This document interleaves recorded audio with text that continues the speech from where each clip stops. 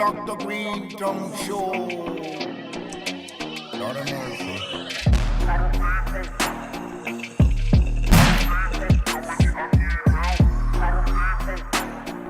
How you doing?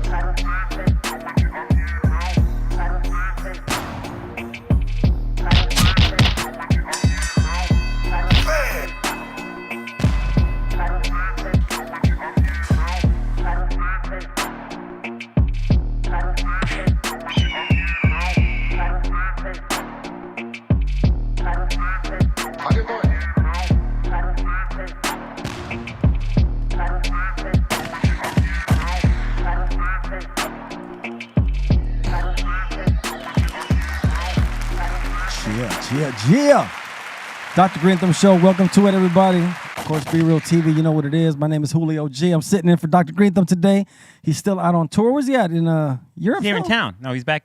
Well, he's not in town, but he's back in the country. Oh, back in the country. Okay, I seen him doing some states, some shows out of the country. You know what I mean? So I don't know where they're at right now, but he'll be back next week. But on Tuesdays, I pop in, and today, of course, I got my crew in the house today. Shout out to my man C- in the house with us. What's up, C? What up, Julio? What up, Steptone, Psycho Leezy? That's right, Psycho Les in the house with us, everybody. Yep. No doubt. Salud. Beat nuts. Happy Tuesday. And of course, Steph Tone from the Def Tone. What up? What you rolling up there, Steph?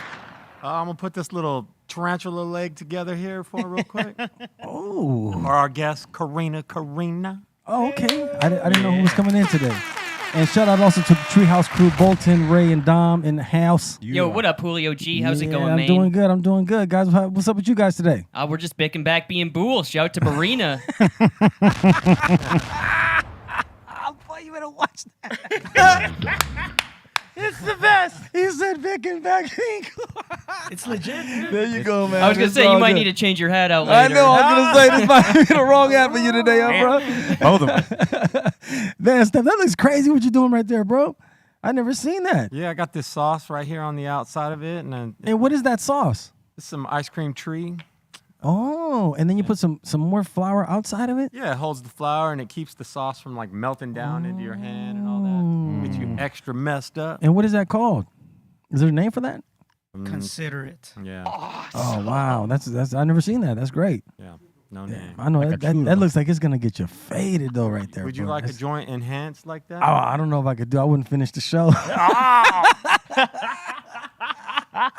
I wouldn't finish the show. But check it out. Welcome to the show, everybody. Thank you for tuning in and checking us out. Of course, we're getting down on YouTube and what are the sites? We got Discord and we also got Twitch and Twitch at the same time. So we're getting down on all those today. So make sure you hit that like button for us, please. Hit that like button. We were just talking off the air something that we talked about the other day. Yep. I said we were talking about the freestyle music. And they had a real big concert this weekend, right? Was it this weekend, right? It was on Saturday. Saturday, right? Oh, my God, that lineup. Where's that lineup? Could we put that lineup up? It was at the Queen Mary, right? I believe it was the Queen Mary. I was actually nearby there on that day. I heard. Oh man, it looked good on the videos, that's for sure, man. But I know it was like all my groups that I wanted to see. Man, I wish I'd have kept the flyer, man. There we go. Freestyle. There we go. Lisa Taylor Dane expose. Okay, first of all, let's start right there. Lisa's gonna murder. She's got hits. Like the hits. Taylor Dane got hits too. Expose, of course, point of no return. But what I like right there is the Jets. Yeah. Nice and wild. Damn. And Snap. Shannon. That's where I seen Connie at. Funky Little Beat. And Noel Silent Morning. I will attack, and you don't want that. Exactly. Hey, Johnny O, though, doing Johnny O. Fantasy Girl. Let me see what else is up there. Oh, Soul to Soul, too. Soul to Soul. That's a good one. Yeah, pretty we were just talking about all these artists last week. Mm-hmm. That must have been a good show right there, man. Straight up. Oh, Ready for the World. Climax. Oh, man. That's hard. You know who's always doing these shows? Mellow Man Ace, man. Yep, he's on. I think I didn't know if I seen him on that lineup, but I seen him somewhere in one of them. He might have been on another stage, but I seen him on there also with Kid Frost. So, man, that looked like a good show right there, man. Damn, I wish I'd have went to that. I was trying to figure out because we were talking about Lime, the group Lime, off camera, but I couldn't figure out the song till I read it. Babe, we're gonna love tonight. Oh, Oh, dude. Yes. As soon as I read it, I was like, oh, yeah, I know that. Man, that takes me back to some parties, man. That takes crazy me song. back to some parties. I'm glad they're doing these shows. I told you a lot of people are coming out to them now, and that music has lasted. I think like over generations. I think the younger people also love those songs. Because Yes. when I'm around younger people and them songs are playing, they know them. I be like, dang, you know that song? Oh yeah, I grew up. You got to remember these songs. All freestyle songs is about love. Yeah, for sure. Love is gonna be forever. It's never gonna Yeah. be played out. You know Yeah, what for I'm sure, saying? for sure. And it's either good love or bad love. Bad love, yeah. Like George Lamont had better the heart. Yep. You know what I mean? Yeah, Jared so mom was Yeah, you know. hard, bro. Dude. You gotta let them know. You know, Yeah. sometimes they not right. All these songs are ingrained in my head, not only from DJing, but from growing up and hearing them everywhere. You know what I mean? Like, and that's, like I'm saying, like I saw the line, I was like, wait, what is that song? And I read the title, and the melody instantly You came already into know, my man. head. You can't deny them songs. Them songs is forever, bro. And it just they bring back good memories too. That's what I love about that music. That it just brings back. Every time I hear those songs, I just think of a cool ass backyard party somewhere that I was at, or with my friends in the truck, sitting in the Nissan truck, bumping. You know what I mean? Like just man, we used to go ham. We used to have, Man. and you had to have your music. Yeah. It was important. It was like you could not do nothing without the music, because the music was like a background for it. Everything had to be about music. Everything was involved with music, no matter what it was. The music was your soundtrack for the whatever was for that. Yeah, for sure, man. And I gotta say, you know, I'm blessed because I get to be with y'all legendary DJs. You know what I mean? I was always just a fan, listening to the music, but you all was living it. Yeah, we're was living it. making it. Yeah, living it, making it, breaking it. And listening to you guys' stories, like the knowledge and experience you guys have throughout all these years. I enjoy talking about it because I think to me it's not a big deal, but I think a lot of people that they do want to hear about it, you know. So now I try to be more like open about it. But to me, it's like I get to learn because Yeah. to me, my only knowledge is listening to the listening music to and it. enjoying it. Yeah. No, we were out there trying to break the records and trying to find the next song and who was the next group and those are great times digging for records. Yeah. You know what I mean?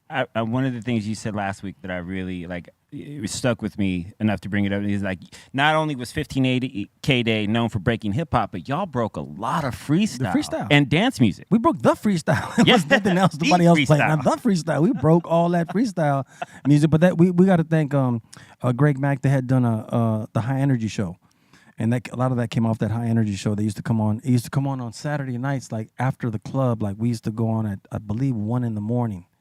And so basically we were pre-record. It wasn't me all the time because I'd be there from time to time, but it would be all these other like legendary promoters, Players After Dark, the Teddy Boys, Prophecy. All these different people would come, and we were recorded on Wednesdays, and then like we set it up so when people were leaving the club, they would turn it on the radio. They just left the club bumping all this high energy music, and then they would go on the radio and like, damn, 15. So they would go eat Tommy's and whatever. They would keep bumping the music, and that's how we started to get Latino listeners to be more comfortable into listening to 1580K Day, because it was just all kind of rap at that time, and we made it to a certain point, but we wanted to expand into more audience. You know what I mean? So that movement was going on, and then Greg Mack, he was smart enough to pivot that way. You know what I mean? And he got with this guy named Lewis from Players After Dark, and they created the High Energy show, and that's where those songs from Will to Power came, Silent Morning, and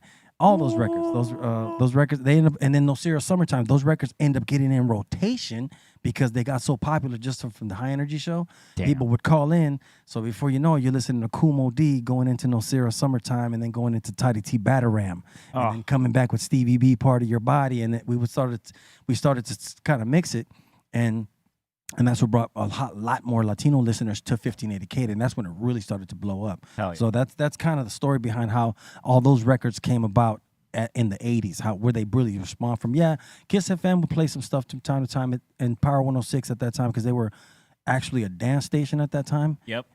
So they would get some of that too, you know what I mean? But it really came out of 1580K. That we started that with the whole High Energy show, you know what I mean? Hell yeah. Which later became like what Richard Humpty Vision did with Power Tools. Yeah. That's kind of where that came, you know what I mean? Because he Yeah. came up with us. A lot of people don't know about Richard Humpty Vision. Also came up with us at 1580K Day. He used to open a lot of the shows for us. A lot of people don't know that. He used to play disco Hell yeah. before house.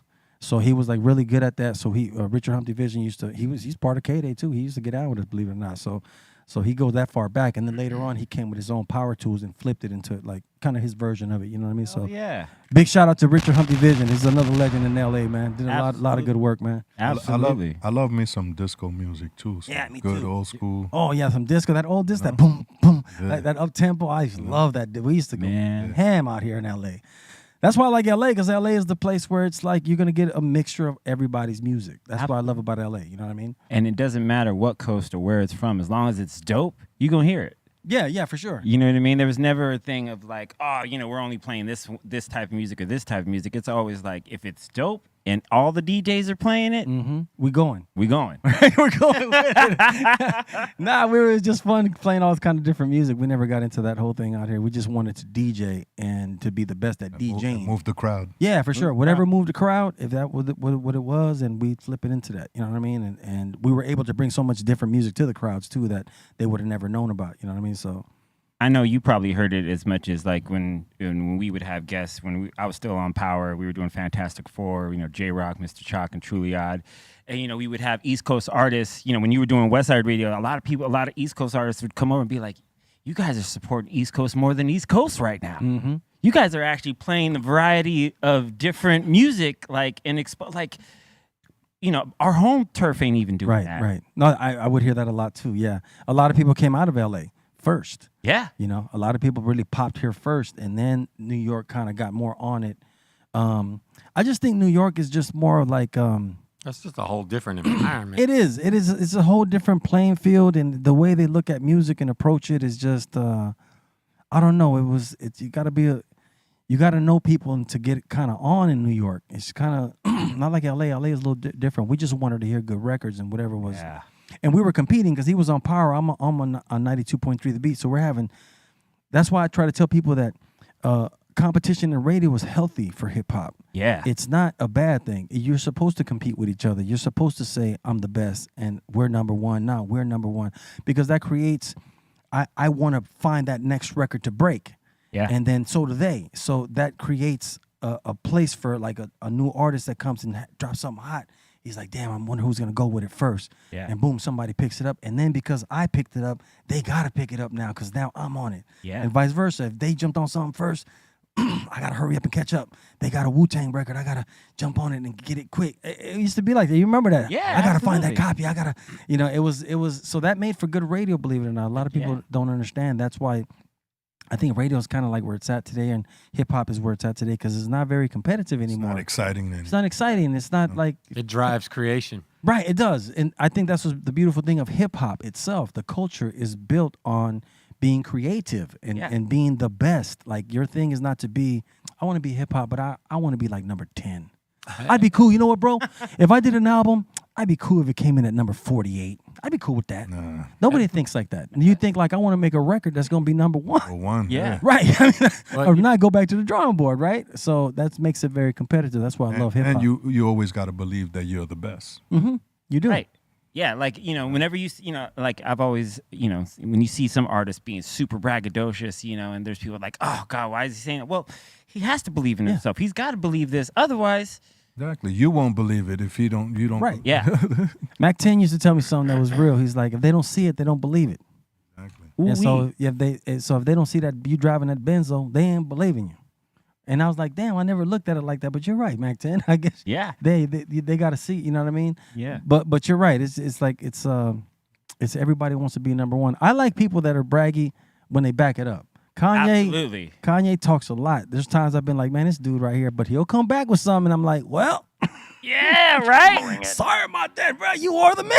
You Dude. back up what you say. It's like you can get totally thrown off by everything that's happening in his personal life and all this stuff. You'd be like, oh, man, whatever. But then he drops that one song, and you're like, all right, Kanye. Damn, you still got it, man. Again. Damn it. How does this guy do it again? He It's in my code. It happens throughout all mean- the music because there's genres in genres now. Yes. Like just being part of a genre isn't enough anymore. You have to create your own genre within that genre, and genres that aren't even the same are still battling, That's true. That's true. melting each other, crossing into each other, everything.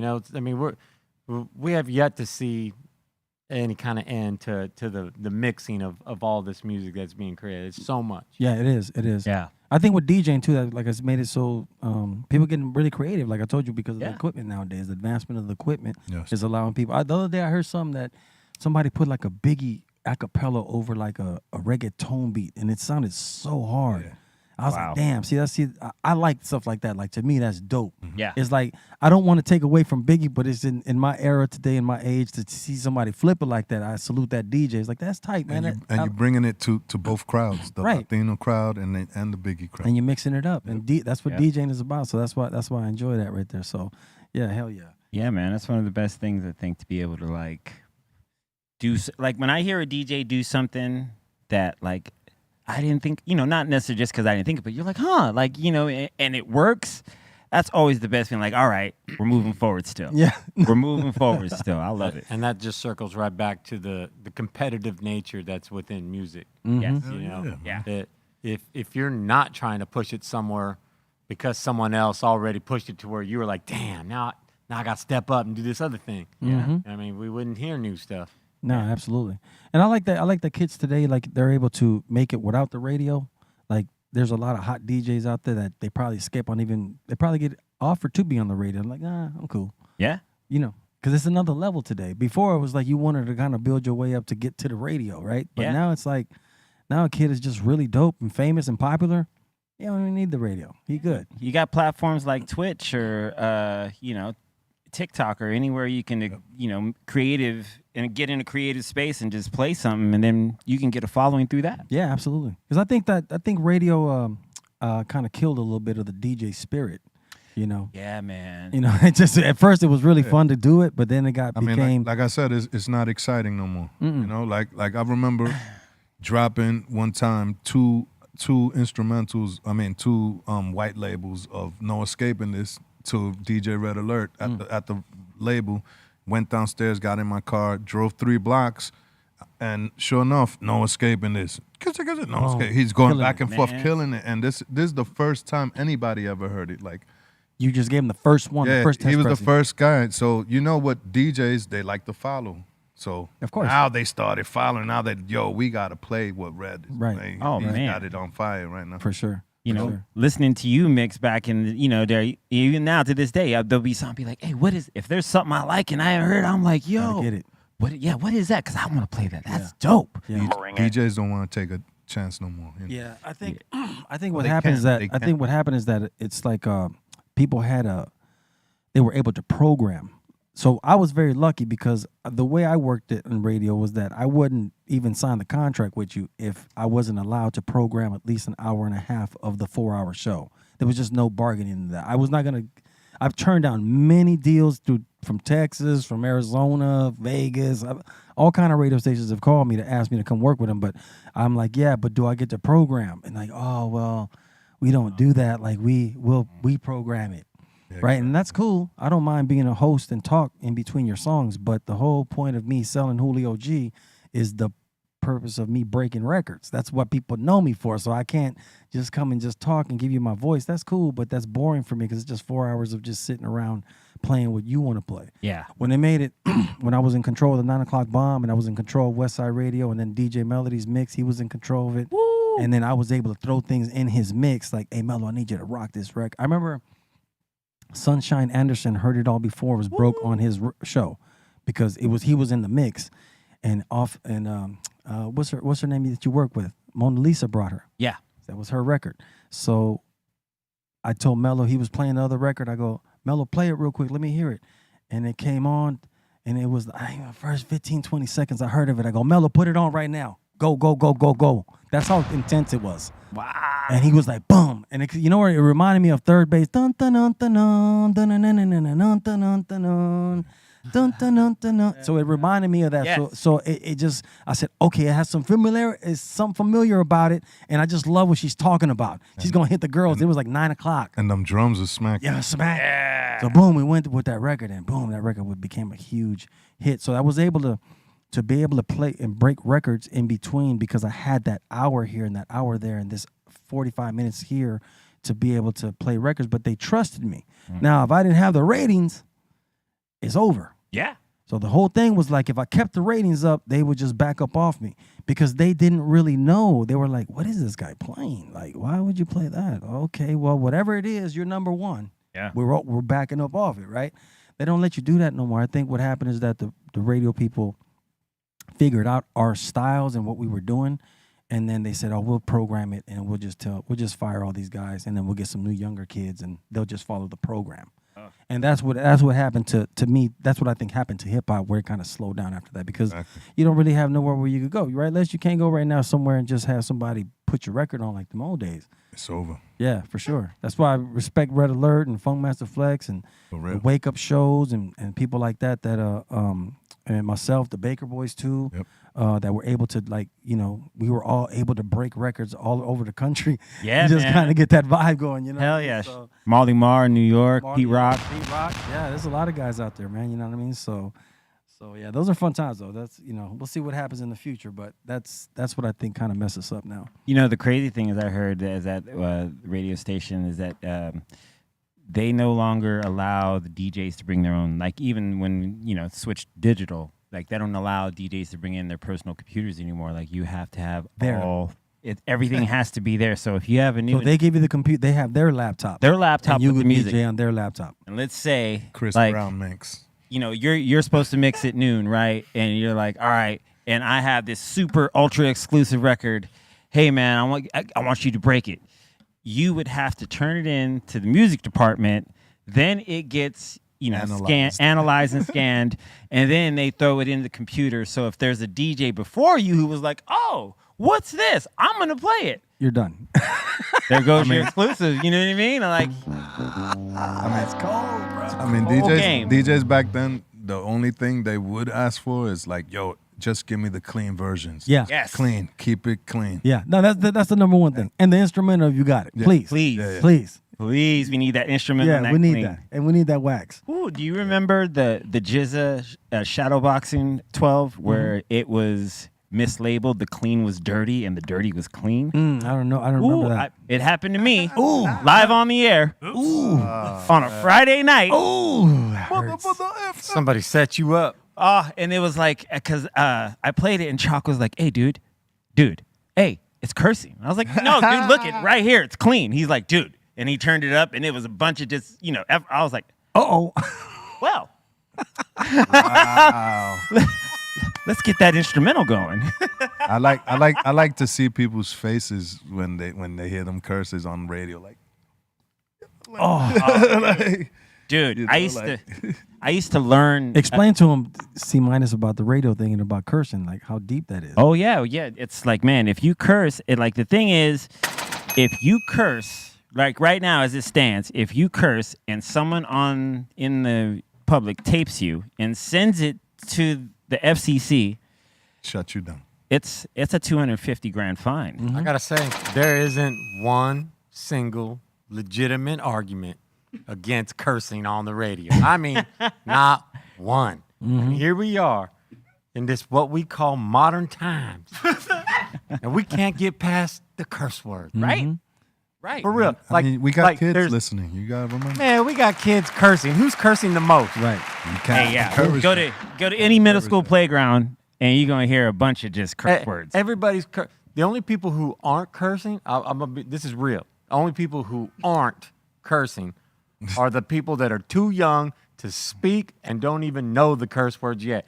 As soon as they can speak them, they're gonna use them. We all been using curse words since the earliest times we could speak. Yeah. Period. Yeah. And yet we're getting punished for curse words, the most common words of all the words. Yeah. Crazy. That's crazy. Yeah. Can't take none of that serious. Never. Do you remember there was the Brat and Biggie song, the B-side, where they let Biggie say in the clean version, aw-ish, and Power used to play it, and me and Chalk would always be like, hey, oh yeah, it's cool. What? The S word just flies right on, just like clear as day. And Yeah, it's they're just like, yeah. oh, shh. You know what's crazy? Like when we used to say curses in Spanish, and that would fly over the radar in English people. Yeah. I will be like, I love Toto and all this, you know, like, and in New York they started catching it. They started muting it. They did? Toto, because Somebody complained. Somebody said, "Hey man, excuse me, that Beat Nuts record is playing right now. It said a few Spanish things that's just unacceptable." You know what he's saying? exactly. I agree with that because I heard many swear words in Spanish for a long time. I was like, Yeah. man, are they really that dumb? Check They this can't be out. that So dumb. back in the '80s on 1580 Katie, I remember it was. That's why I was wondering, like what you're talking about, the progression of it, how we got in here. Because I remember back then we couldn't even say deuce deuce. I want to say it was poetry, where KRS on the last verse he says something something something. He says something about a gun. I forgot what he says. Something about a 9. We had to take all that out. You couldn't say deuce deuce. You couldn't say 9. Oh, wow. You couldn't say none of that stuff back then. This is the '80s. They were real serious about that. But somehow later on, it just got more comfortable. And now look where we're at today, because they just be talking about Percocets and pills Oh, and, man. and killing you, and I'm gonna shoot you and threatening you. And- It's crazy. And even the curse edits. Like you'll hear Mm-hmm. beep. You know what I mean? Yeah. You still know the words there. Yeah. You hear the very beginning and the end of it. Right. You just had a beat for the Right. for the vowel. Right. Exactly. Exactly. Or or not even, that's like the old edits. The new edits is now putting in another word. Yeah. Like you hear like this completely out of context clean word coming. You're like, what the? Or they try to revert, or they try to do a kind of like an I used effect to reverse. hate the reverse. I couldn't. Yeah. That they messes up the flow or something. So Especially when you're hit. When your hit song, the chorus is just cursing away. Like everyone knows the curse. Why would you bother? Dude, I remember one of the best experiences of my DJing life is DJing for grad night at Disneyland, right? And we were instructed to play all clean, right? Because it's Disneyland. You're playing in Disneyland. And I just remember playing, you know, I remember E-Man was there before me, and so he had the clean version of Ain't No Fun, Snoop Dogg, right? So it's totally clean. It just mutes all the curses, singing parts, and Snoop don't write clean verses. Nate Dogg doesn't sing any, No, you know. Right. All his hooks got a curse in it. So, you know, when it came time to play it, you know, it's just playing the record, just the clean version. But the kids are singing the curse words. That's what I'm saying. and they, you know, and Disneyland personnel, you know, excuse me, sir, can you, I told you to play the clean version. I was like, you can look right here as it's turning on the turntable. That says clean. That's them cursing. Yeah. wow. I love that. Like I'm doing my job. Like that's the crowd having a blast and singing these curse words. Yeah, these people think they got people fooled. Oh man, I mean, when I played Biggie going back to Cali, you know, mad cause I got my dick sucked and my balls. Yeah. Oh, dude, it was like kids were just screaming it like Yeah, you could crazy. you could just do drops and everybody will just fill it in. Yeah, for sure. For sure. Damn, that's crazy, man. Yeah. It's Leslie, you were talking about earlier about the reversion of the records. That was something that was a big deal, like when you did the cursing. I didn't like that, Me neither. especially when they would reverse the beat. On top, yeah, the whole kick, the whole kick snare. part, yeah, the whole kick and the snare. So what happened one day? I had Eminem on the show, and Eminem, I was playing on him on the 9 o'clock bomb before he got with Dre. I was playing a song called Brain Damage. Ooh, Yeah, I used to bang Brain Damage hard. that's a hard song. Hard song. So I used to play Brain Damage, and then eventually he got with Dre, and then they put out the first record. So we came on my show, and we played the first record, and we were playing songs off that album. And that's what happened. He was like about a song or two into it, and he's like, yo, man, who did the edits on this thing? This is terrible. He was pissed. Who did this, man? You guys just didn't edit out the acapella. Like, he was trying to talk to the record guy and tell him, hey, man, like, you guys just reversed it. Man, this is terrible because it made his songs not good on the radio because it was just. I mean, that's what led to a lot of artists not cursing no more. Like, let's just make it radio ready. Right. Not even deal with it. And still street, but radio ready. Right, for sure. Yeah, a lot of people don't like the reverses. They rather. I used to try to find a way to edit it myself by finding a part of the record that I could just loop that little one bar. Yeah. And I would loop that whole bar under it, and I would just take the words out and I did it that way. That's how I did Ambitions of a Rider when it first played on the radio. I didn't use their reverse stuff. Actually, Death Row, I sent them my version, I think, and I think they ended up using mine later because I did it that way. Wow. I hated the reverse. I thought it ruined the song. Yeah. Totally ruins the song. It doesn't make it not fun to play the song on the radio. That's for sure. You know what I mean? You know who had the best radio edits was anything DJ Premier did, because he Absolutely. would do the cuts over where the curse words are supposed to be. Oh, that Or he would would put that Simty tone. yeah, yeah. Oh man, That was genius, bro. Yeah. genius. I used to love that little Simty thing he did. I was like, man, that's genius. Like, you know, Hell yeah. people don't know what Simty is, but that's like a sound that you use to connect like the machines and everything. So it's like a Simty code. Yep. That's what you hear in those edits that goes. Brrr. That's actually an actual Simty code that he uses on. Hell yeah. You need to identify AI or a cybernetic being. They are the only ones that ain't cussing because they ain't got the emotion to do it.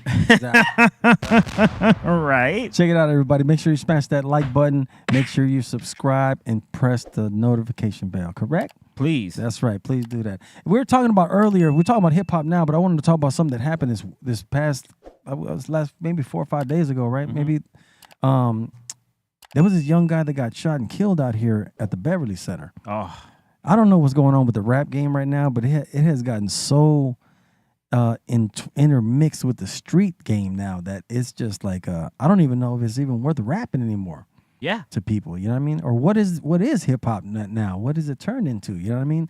This young brother was out here from Atlanta. What was his name? Is that Quando Rondo? Quando Rondo. Thank you, sir. I got to try to keep up with all these names. Sorry about that. So Quando Rondo was in Los Angeles, and people that don't know who Quando Rondo is, he's the guy that got into a fight with King Von, and King Von was killed by Quando Rondo's friend in Atlanta after King Von jumped out of a truck and just rushed Quando Rondo. I don't know what the story was between them, but they had some issue going on. Then there's other videos of them that were hanging out together. So it's kind of crazy how one time they start as friends, and then before you know it, it turns into something crazy. And then, so I guess he was out here in L.A., and man, these guys jumped out right in front of the Beverly Center. It's 5 o'clock in the afternoon, bro. And for people that don't know, the Beverly Center's not that place for that. That's just, that's not the area where you see too much of that kind of stuff going on. So it was kind of interesting to see where they just come in getting at rappers, just boom. And, he lost his friend, unfortunately. You know what I mean? That's a sad thing. God bless his family. That's terrible to do that. But yeah, it's been crazy in the streets, man, of LA and just in hip hop in general. Yeah, man. I want to see if I understand this correctly. So you're saying what's in the TV and the movies isn't true? No, it's That's not real? It is real. it's very real, man. The streets are very real right now. I don't know what the story was with him, and to the effect of, I guess he's involved in some street gang from L.A. too. So I don't know if that's involved in some L.A. or what it is, but it's just sad to see. I think, I don't know. For me personally, I got in hip hop to stay out of the streets. Yeah. Honestly, that's really my thing. When my escape to not be involved in the streets and be running with people and whatever I did, I had to practice a lot. So it took a lot of time. A lot of my friends not to go to jail. Yeah, Yeah, I had to right. practice. It was a lot of practice. So you had to be in the house practicing. My friends didn't like it. Oh man, that's all you be doing, man. You don't come do. Nah, man, I gotta practice. I wanted to be the best, right? So Yes. now at my age, looking back, I'm thankful for hip hop. That's why the other day I thank Crazy Legs and Prince Ken Swift. Early in my life, they were the first people that really got me inspired to want to be a breakdancer. That took a lot of time for me to get good. Took me off the street. I wasn't hanging out with my friends like that. I was just involved in trying to be the best at that. You know what I mean? So it's sad to see just where it's going, man. I don't think hip hop was created for us to be doing this to each other. It was created for us to stay away Right. from that, And you can still be hood and express yourself in music, but it doesn't mean you got to necessarily take that all the way out to the streets and do all that. I don't think you got to lose any of who you are when you make that type of music. It's just how you conduct yourself and put yourself out there. You know what I mean? So Yeah. Correct.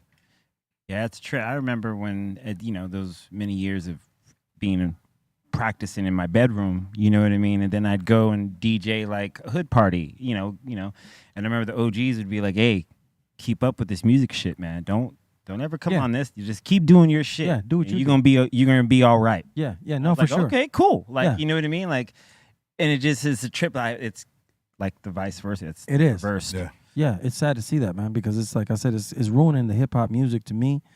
And I don't know. I just don't like to see it, man. It's just don't like to see people losing their lives over just the internet. And then now it's because of the threatening. Everybody's real quick to threaten people, and everybody's is real quick to get on the internet. So I think it's just ruined. It's ruining hip hop to me. It's gonna ruin the music, and it's gonna. I don't want to see this generation be the generation that it died. Because Joe Budden on his podcast the other day, he said it himself. He's like, he thinks hip hop is dead. Wow. He was like, Joe Budden? Yeah, even Joe. Joe Budden, who are you talking about? Who is Joe Budden? Like, to talk about hip hop? Like, get out of here, man. Yo, Yeah. What the fuck? my favorite is when he tried to talk shit about Jay Electronica, and Jay Electronica's retort was like, I have never heard any one of his records. Like, this guy, this guy you speak of, you know what I mean? And I was just like, yo, like, it's crazy, man. Yeah, Jay Electronica, definitely a lot of hype. Yeah. Yeah. I think His album was great. Yeah, it was cool, but I waited too long for it, and then to do an album with Jay-Z on it with you, it's just for me to wait that long for that. I was like, Yeah. I mean, with had moments. Exhibit C, when that dropped, Great record. Yeah. woo, it's That still was great. I nice. play it. Still a record. Still amazing. Classic. Yeah, Just Blaze. just Just plays. Absolutely. Man, that record still to this day evokes that throw your hands up. Yeah. I just waited too long for him. I thought he was really good, but I just think like you can't have people waiting that long to this guy's great, this guy's great, this guy's great. Okay, well, where's the greatness? Yeah. We gotta wait another year. Okay, well next year we'll wait. Okay, next year came. Okay, well where's the greatness? Okay, well he's gonna wait another year. Not yet. Okay, well not yet when? By the time he dropped it, it was like all that stuff he was rapping about. I was like, well this is kind of, we're not even talking about this no more, man. You know what I mean? Yeah. So, And he dropped it like lockdown, so yeah. everything just kind of came. I think Jay-Z dropped it because he needed his money back. He's like, yo, bro, you've had me waiting too long for this album, bro. I need you to drop something. We got to put something out. Exactly. We got to get this paper back, man. There was no Just Blaze on it, so I hope one day we get to hear a full Jay Electronica Just Blaze, even another song, Hell yeah. That would be the sickest. In the rock community, this is known as a Chinese democracy. Woo! Hey, man. That record, what was it, 12 years it took to make? And millions of dollars. The Guns N' Roses record. Yeah, I remember that. And it was one of those, kind of what what Detox, Detox outshined everything in that department. But Chinese Democracy was the record that it was like That was 12 never years. coming out. Yeah, it was never coming out. It was never coming. And then when it came out, you were like, That shit sucked. yeah, it's bad. Yeah, name me one. Anyone, I'd name one song from it right now. I can tell you that, but that's only because I know that song better. I was actually, That was it, though? I went and listened to it again the other day, because I was like, oh, let me hear what this Chinese Democracy sounded like back then. You try to be fair. I tried to be fair. That's what I've been trying to do lately, is go back to albums I didn't like before and just give them a chance and say, maybe I can listen to them through different ears and be like, oh, this is cool. And then the one song that I did like, and I was like, Chinese Democracy. What do Check you it think? out. What are we waiting for now? The new Real Cycle album. There you go. Yep. There you go. There's Hell one. yeah. Get ready for that. Yeah. Yeah, what is the record that, What's I mean, like something that's? I mean, we waited for Kendrick. Detox. Kendrick came, and then Detox? Detox. I don't know about Detox, man. Yo, You think? Well, I mean, it was like at that point. I mean, I heard up to a point he had like 300 songs done for it. Okay, And- okay. Let's go back now. Dude, Dr. 300. Dr. Dre could, let's say Dr. Dre had 500 songs. Yeah, So he hasn't been able to put Detox on. You got 300 songs. that's what. You can't do 10 songs, 11, 12 songs of that. see because we both. So do you really have Detox then? You just have 300 songs. We have 300. You know, I got 300 CDs at discs at my house too. So what do we got? What are we doing, Dre? Right. Do we got some music or we don't got some music? You know what I mean? The thing about Dr. Dre, I think he's just it's very difficult for him because he's been around for so long. So whatever he does, he has to make a crazy impact. If he doesn't feel that it's like that, it's not going to happen. Wow. The problem with that is that a lot of people get frustrated because they think they got fire with him and that he should put it out. Right. So that gets a little difficult. You know, that's Yes. It does. It just does. Because I know a lot of artists, they don't talk bad about him, but I'm just saying I've heard them say to me, yeah, I love Dre, man, but I just hate going over there sometimes, man, because it's like we work, we get something going, and it just sits in the vault for years. Yeah. And I'm like, what happened to the song? And it's it's not coming out. That's how Busta Rhymes is. Be like he must have like probably 20 albums that it's just Sitting there. songs. Word? Yeah, songs done. Like he'll play me stuff that I never heard ever come out. Like I heard stuff back in the days Wow. that never ever came out, Wow. and it was fire. I think it's a tough spot to be in. You know, it's Yeah. like I'd like to hear. You know, when a Compton came out, I don't know. I love that record, how it was mixed. I like some songs on it, but it wasn't like a mind blower like that. Wow, I was just about to ask you about that record, Compton, Dr. Dre. Yeah. So okay, well I'll give you a story about Compton Dr. Dre. So there's a part on that Compton Dr. Dre album that has some Easy E vocals on it. Yes. So I gave him that, some stuff that I had. So I gave it to him for free. And when I talked to Dre, he was just tripping. He's like, "Man, what you want?" Because I was jumping on a plane with Cypress to go do a show, and he got on the phone. And he's like, "Hey, man, so what you want for that? What you want for them, vocals?" And I'm like, "Oh, man, that's cool. I just want, just put them on. I just want it easy to be on your album. I just thought because they were just sitting there, those vocals. Yeah, that's like, Damn. yeah, I just want easy to be on the Compton album." So I said, "I'll tell you what, Dre, well, Fred Reck was working with Dre, and Fred called me. He goes, 'Hey, man, Dre's right here. He wants to know if you got anything from Eazy-E.' So I sent him like 3 verses, different verses. And so he grabbed something from one of those verses and made it into what he used it for in the Compton song. But I didn't charge him for that. Number one, because I didn't feel like it was mine. That's Eazy's vocals and Eazy's work. So Right. I don't feel right. Hey, man, give me 20,000 and let me pocket that. I would have had to. I just felt, and I thought as kids too. I don't want to take money like that. That's let me just give it to you for free. Enjoy Right. it. Enjoy it and put Eazy-E on the Compton album. You know what I mean? So that's how that came about. I love that record, but it just, like I said, if this is Detox, it has to be something. I mean, where are we? Yeah, I mean, I've always looked at it as like, I know there's probably people that have probably hit him up like, dude, let me go through those songs. Let me pick the record for you. Right. You know what I mean? And I know you would too. I mean, All day. get all those songs in a row, and then you get to pick the record. I'll you put it would, together for you right now. woo, and you would put together a banger We'll of be an out album. next week. I'll just say this, we already know the work done and the impact that work has had, right? I mean, let's just say it already moved mountains twice. I mean, more than a few more from times my than that. perspective Yeah, anyway, for right? sure. So that wasn't a time where he was about getting it out, though. He's long since, I'm certain, without even knowing him in any physical way whatsoever, I'm sure he has long since gone beyond what he ever even imagined. Yeah. And he's playing a different game now. Yeah. Having that vault of no matter what that volume of music is, that's a whole different game. True. Then you don't have nothing in the vault because you got to get by on what you constantly creating. He don't have to get by. He got by already. He already did it. Yeah. So holding on to music, that's a different game. No, it's true. It's true. Because- I'll tell you what I like about what I thought what I thought Dre should have done is something like what Jay-Z did when he put his albums out and he put them out through a phone company. Oh, yeah. Remember when he did that? It was like, okay, so if you get this app or whatever, you can have the whole album for free. I thought he should have done something more like on that level, so it doesn't put that pressure on him of like, how many records did Dre sell his first week? That's why Jay-Z was smart, because it was more of a presentation of it. Yeah. So he sold 1 million albums, so it went platinum automatically because he did it with the phone company, which was genius. You know what I mean? And I just thought Dre should have done, or maybe he will. Do something like that, you know what I mean? But that's what I thought he should do instead of having to worry. I think he's just worried about people saying, "Oh, he didn't sell as much." I just think that title's not good. Detox. Yeah, That's what it is. Like you can't come off the Chronic album and all these Get High and Get Drunk albums, and now you want to do Detox. So that's why it's not working. yeah, Like Yeah. stick to what you was doing. yeah. Yeah. Sipping on gin and juice. Yep. Laid back. Roll that Chronic. No, I know Dre got fired. Don't get me wrong. I Hell love yeah. Dr. Dre. I know he got fired. It's just we're such fans. Da-da-da-da-da. That I we just know. want to hear some more, man. I just Right. not enough. Hell yeah. And you would go, like there'd be at least Hold up. 20 Hold up. you would hear off from the first 2 bars. You would go, oh, they up, yep.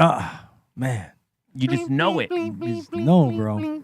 Still Dre, still. You gotta come back. As soon as that piano Still. comes on, the place is lighting up. You know what's Still Chronic. You know what's a really good record that people don't listen or talk about from Dr. Dre is that DOC album. I think that's probably some of his best work. Oh hell yeah. Yeah, that DOC album is probably is up there with his best work to me. And I know it's a little older for him, like in his earlier years, but that DOC album was just, and DOC himself on the record is just amazing. Ooh, you know what I mean? man. I still listen to that album to this day, and still hear little things in it that I'm like, damn, I didn't hear that he did that one thing, and or a lyric that DOC said, or just, you know what I mean?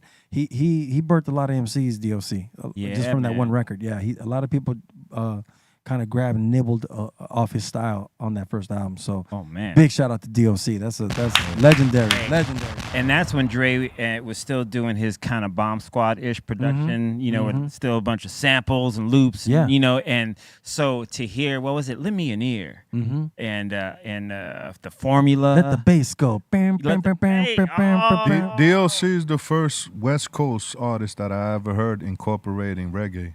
Yeah, no, that's yeah, true. Funky Enough. Yeah, on Funky Like, Enough. he was Yeah. always saying little reggae things. Yeah. Rasta, Yeah, you yeah. know, like little. Yeah, he was. Yeah. That was Yeah. that was it. And I that chorus. and I remember the doc Yeah. when he used that Kumo D, that record was out of here, bro. Dr. Dre and DOC together was crazy, man. Yeah, man. Listen, we got to experience times of music where they were living beyond where the music where the people were at yet. You know? They ain't got there yet. Yeah, no, it's true. It's true. It's Yeah, true. man. He was. I mean, that album. It's a perfect hip hop album from beginning to end. From There's beginning to not end. one bad song on that. And then with the grand finale, I believe Grand is on. finale, bro. Yeah, that's like where everybody's on one song. Like the only time you're ever gonna hear everybody on that. Now, one now, song. what do you think about that grand finale record? Because it was like I never really was able to get to like who killed it on there because they all were so good. Even Yeah. Easy's verse, whoever wrote that for him, or whatever did that, was just ill. But Ice Cube, oh my God, man. Ice Man. Cube was he destroyed on that record. Man. Damn, he destroyed on that record, man. Yeah, If you ever dude. have a chance to listen to the grand finale, it's the last song on the DOC album. Yes. It has Ice Cube, Ren, Easy, and DOC. Yes, man. It's Great posse record. Great posse. one of the best. One of the best, bro. Woo-wee, man. And that's that moment in time where everything is together. You know what I mean? And it comes across on like oh man, that's a perfect song. Yeah, right there. those are great albums. That's why I enjoy those albums. Those are great put together albums. Hey you know what I man, mean? we're definitely in the future. Yeah, Yeah. I'll tell you that much. Yes, we are. yeah, that's for sure. Look That's, around you. yeah, for sure. Hell yeah, technology. For sure. I love Look at these rappers technology. today. Period. They got the virtual rappers. Come on. Back then, we would have never thought about virtual rappers. You would have told me that. I would have what's been up like, with what? that Yeah. shit? Get out of here, man. Dude, the Nah, virtual. I seen that, but I was like, that doesn't do nothing. Corny. I It's can't- corny, Corny. B. You know, It's nothing's corny. gonna be realer than No. the real. Then the hip hop. Nothing's best. then the better true than hip hop. real. Yes, Then come the true back hip-hop, from bro. meta. You don't need to be. You don't need that. Okay, so I really trip on the fact that like now there's this virtual rapper, right, that got signed, and there's actually this metaverse thing where you can go buy property in this nothing, In this other Field. place. It's this field of nothing. Yeah. They finally got a place where we could be selling all them bridges, dog. That's all that is. There's a lot of bridges that were available for sale, but couldn't sell them. Now Yeah. we could sell them. They're gonna You show know. you the fake bridges. They buying the real. I think it's just a place for people. They're gonna, some people just want to escape to a different situation, right? it's And like- they want to be another person somewhere else. They want to come. What they can't be here, they want to be in another situation. I want to look this way. Yeah. I want to be this person. I want to do it this way. So I understand that, but it's kind of it's a little catchy. For me personally, Yeah. I don't really care to do that far into it. I'm more of a human being, so I don't want to be like. I'm Julio G over here in this place, and I'm this. I don't know. You know what I Yeah. mean? I may do it for some fun stuff, but it's not something that I want to be doing constantly. Yeah, it's I have a friend that's super addicted. She plays the Sims game, which is Oh, like, my and God. that shit is crazy because it's like you go to do, you set up this other. It's kind of like the meta, but it's just the Sims. But you set up this whole other reality, and you control all these different things that go on, and it's. it's just a trip to me. You know what I mean? You But think I people are get gonna it. get robbed in the metaverse? Like you're gonna have crime? There, I guess someone already reported. I think like a sexual assault. Yeah, there's been like rape and all There's that. been outta rape, here. yeah. Virtual rape. Or, I Virtual don't know, rapes, man. dude. Get out of here! Yeah, man. They're already buck wild in the hood. The hood. Wait till the hood gets in the metaverse. The virtual police pulls up, take you to the virtual jail. Yeah, man, yeah. you going to jail, Hey, buddy. if you get locked up in virtual jail, like if you, man, come on, man. Say, I boy, gotta see, say- mine is doing life. I got Yeah, That boy's doing life. permanently. I Jeez. am working internally extra hard to not laugh because it's sad. Yeah, it is. I could easily laugh. Yeah. It's right there. It wants to just come out. I'm actually physically restraining that laughter because ultimately, like, that is sad. It's It's sad. Come back, people. Yeah.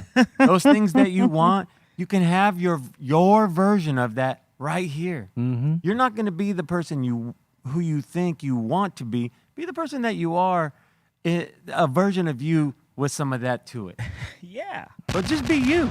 That, you're going to get way more mileage in this existence. You're going to get no mileage in the meta like that. That's not going to happen. Yeah. That's just silly.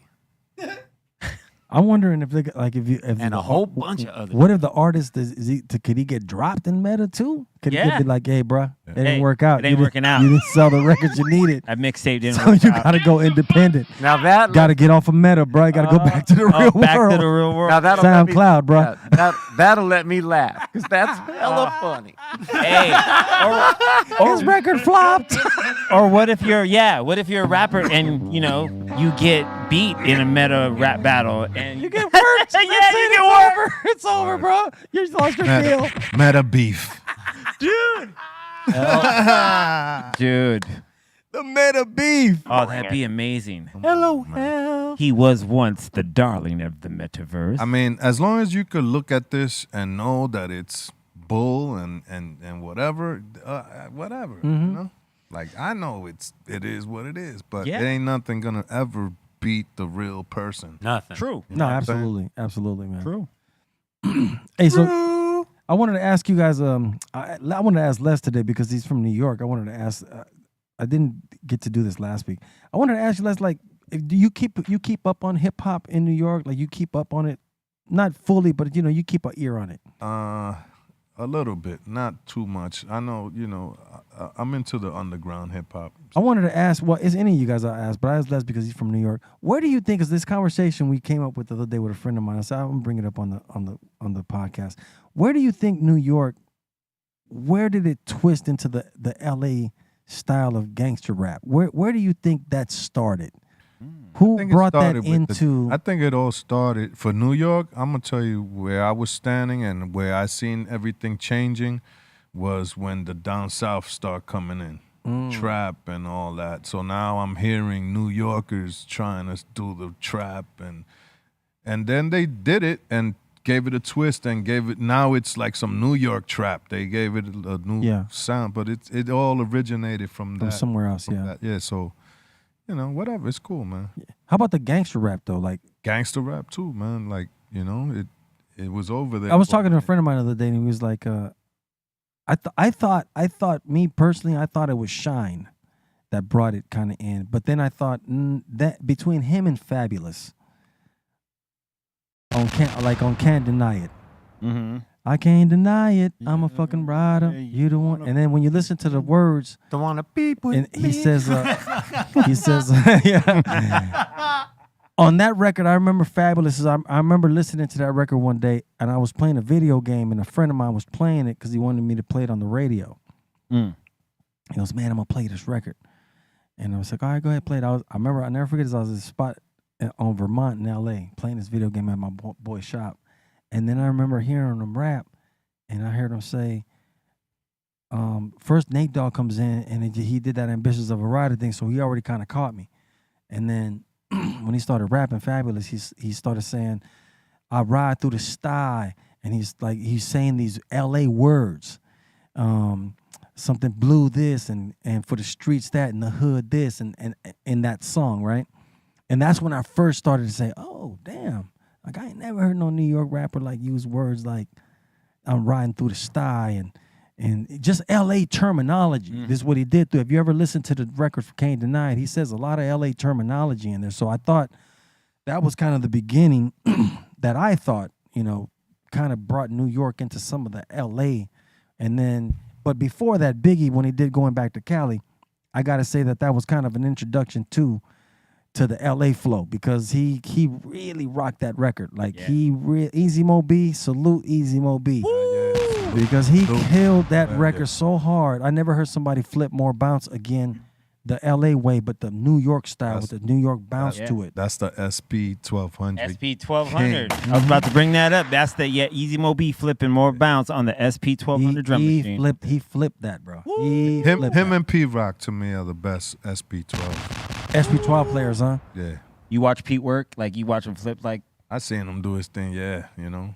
Hell yeah. That's already, you're talking two different styles of music, the SP and the MP. Yeah. Oh, for sure. Not the same. Well, a lot of the SP was going through that S950. So a lot of people did do. I used to do that. I used to do S950 and the MPC. Right. That's what. So that's what I when I first started, and then eventually I got an MPC 60. That's how I first started with. I had a 1200. What you call it?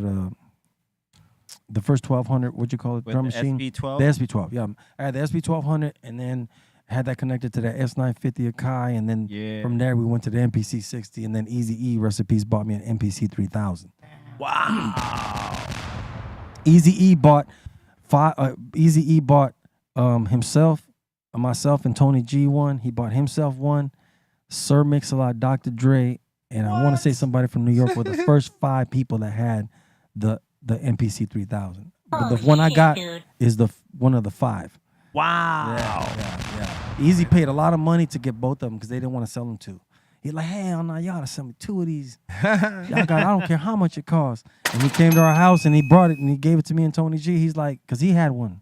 We're like, set it up easy so we can show you how to use it. We'll figure it out. I mean, that was the best thing that we could have done, like back then, Beat Nuts, like 97.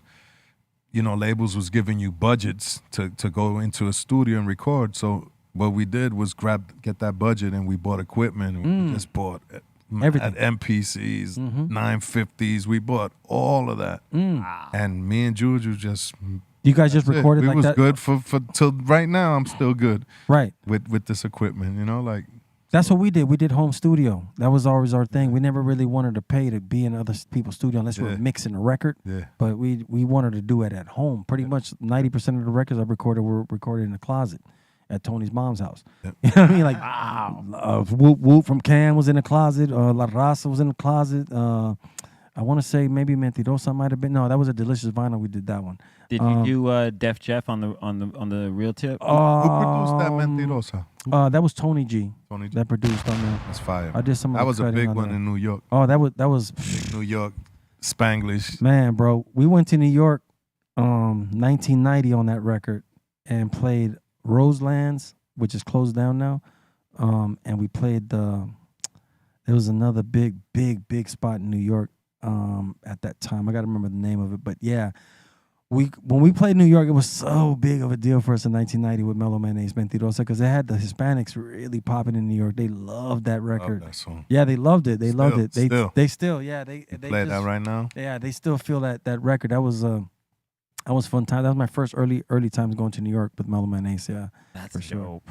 Yeah. Salute Mellow Mayonnaise. Yeah, that's right. Man. And Sin Dog. Yeah, Did you produce Rhyme Fighter? Tony produced Rhyme Fighter also. Oh, yeah. Hell yeah. So I introduced Mello to Tony because me and Mello went to high school together. So one day he called me and he says, goes, hey, man, I got this record deal. But I already had been working with Delicious Vinyl also because I broke Tone Loke's first record called On Fire on 1580 K-Day. That's how I met Delicious Vinyl. Word. Then they asked me to come DJ for Young MC, and I let them know, and my name is Young. That was my first 12-inch that has my name on it. Wow. That was my first credited record. Whoa. So that's how I knew them. So when he was working with Delicious Vinyl also when he called me, so I kind of had already a relationship with them.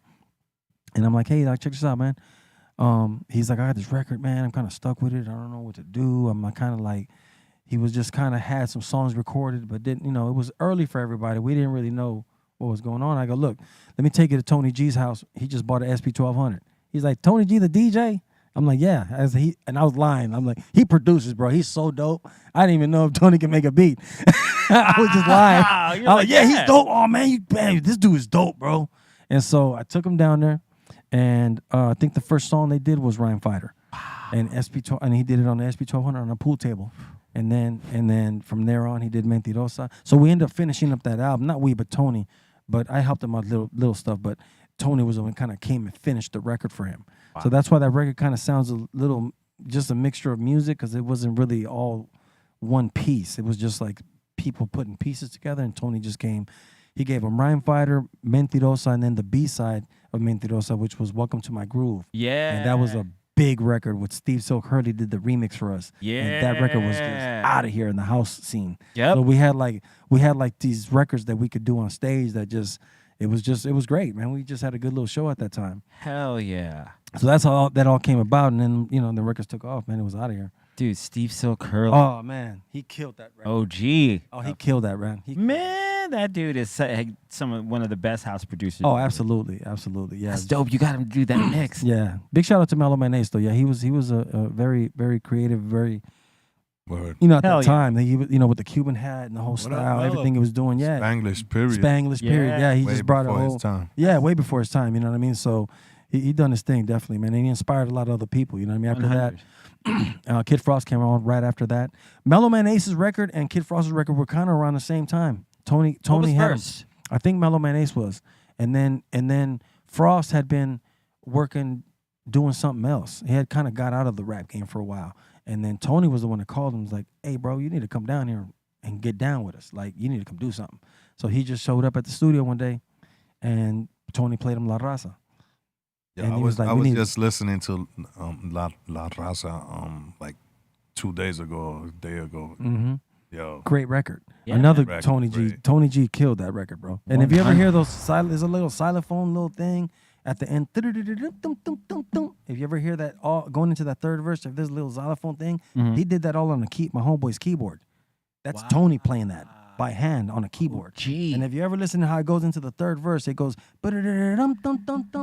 it's all freestyle. It's like one take. I never forget that. I was so blown away by Tony, how talented he was. I was like, we're kids, bro. This guy's 20. I was like 19 maybe. He was like 23. And he's just in the studio and he came with the horn, the whole horn thing he came up with. And that whole, I think I helped him maybe like with drum, like, hey, just a little piece of a sample. Nothing really big, but just, I would always be like, hey, I was always trying to throw a little idea in there. Here, man, try this. Oh, what about this? What do you think about that? Oh, yeah, I'll use this. I'll use that. You know what I mean? But that was his whole concept. yo, but that Frost flow, Out of here. out of here. Yeah. Nobody understands really that whole concept of He's so cool. of rhyming, because they don't understand that Frost's pocket is different than everybody else's. Yeah. He just has a different pocket the way he raps, and then if you notice, he doesn't rap like a black rapper.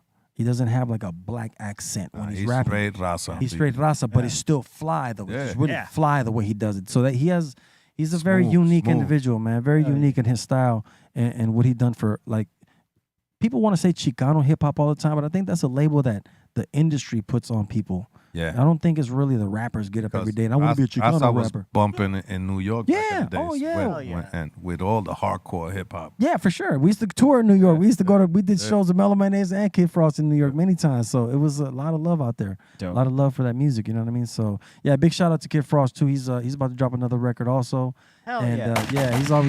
He's always staying busy. And also shout out to his son Scoop DeVille. Scoop DeVille, another great talent. Man, one of the best, man, his beats. Out of here. Woo! Man, if you just listen to the work he did with Nori, what he did I Wanna Rock with Snoop. He did a really good record for Fat Joe with Jeezy on it. Yeah. Oh, that record was so hard. And this so hard. conversation has been purely American rap, hip hop. We ain't even talk international, which is a whole nother trip. Oh, yeah, for for sure. sure. For sure. Got For sure. a whole nother legacy, a whole nother conversation. Absolutely. Man, Absolutely. so good. Hey, is it that time? It might be that time, man. Check it out. Let me check. Is it? Is Hey, it? I think so. Okay. We'll get Right. time to get to these submissions. Yeah, man. Are we right? All right. You know Oh, what yeah. time it is, man. It's about that time. Let's run it. Hey, man. Time for submissions. Time for submissions. Time for submissions. How you doing? Time for submissions. Time for submissions. Time for submissions. Time for submissions. Time for submissions. Time for submissions.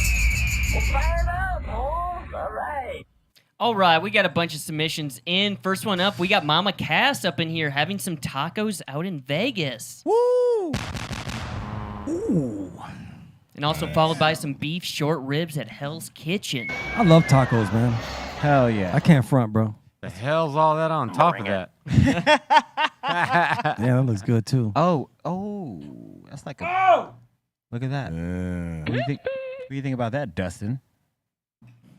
No, that looks really good. Man, that looks. That looks so good that she could even put it on them colored plates on that tray. It's not all red.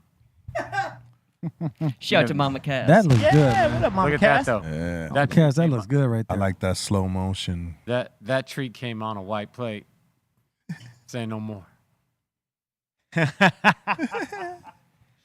It better at Hell's Kitchen. That's all I'm saying. Even in Hell's Kitchen, they know better to put it on a white plate. True. And we got Otto's Pot Palace up in here saying a little white plate activities over the weekend with my girlfriend. Look at that.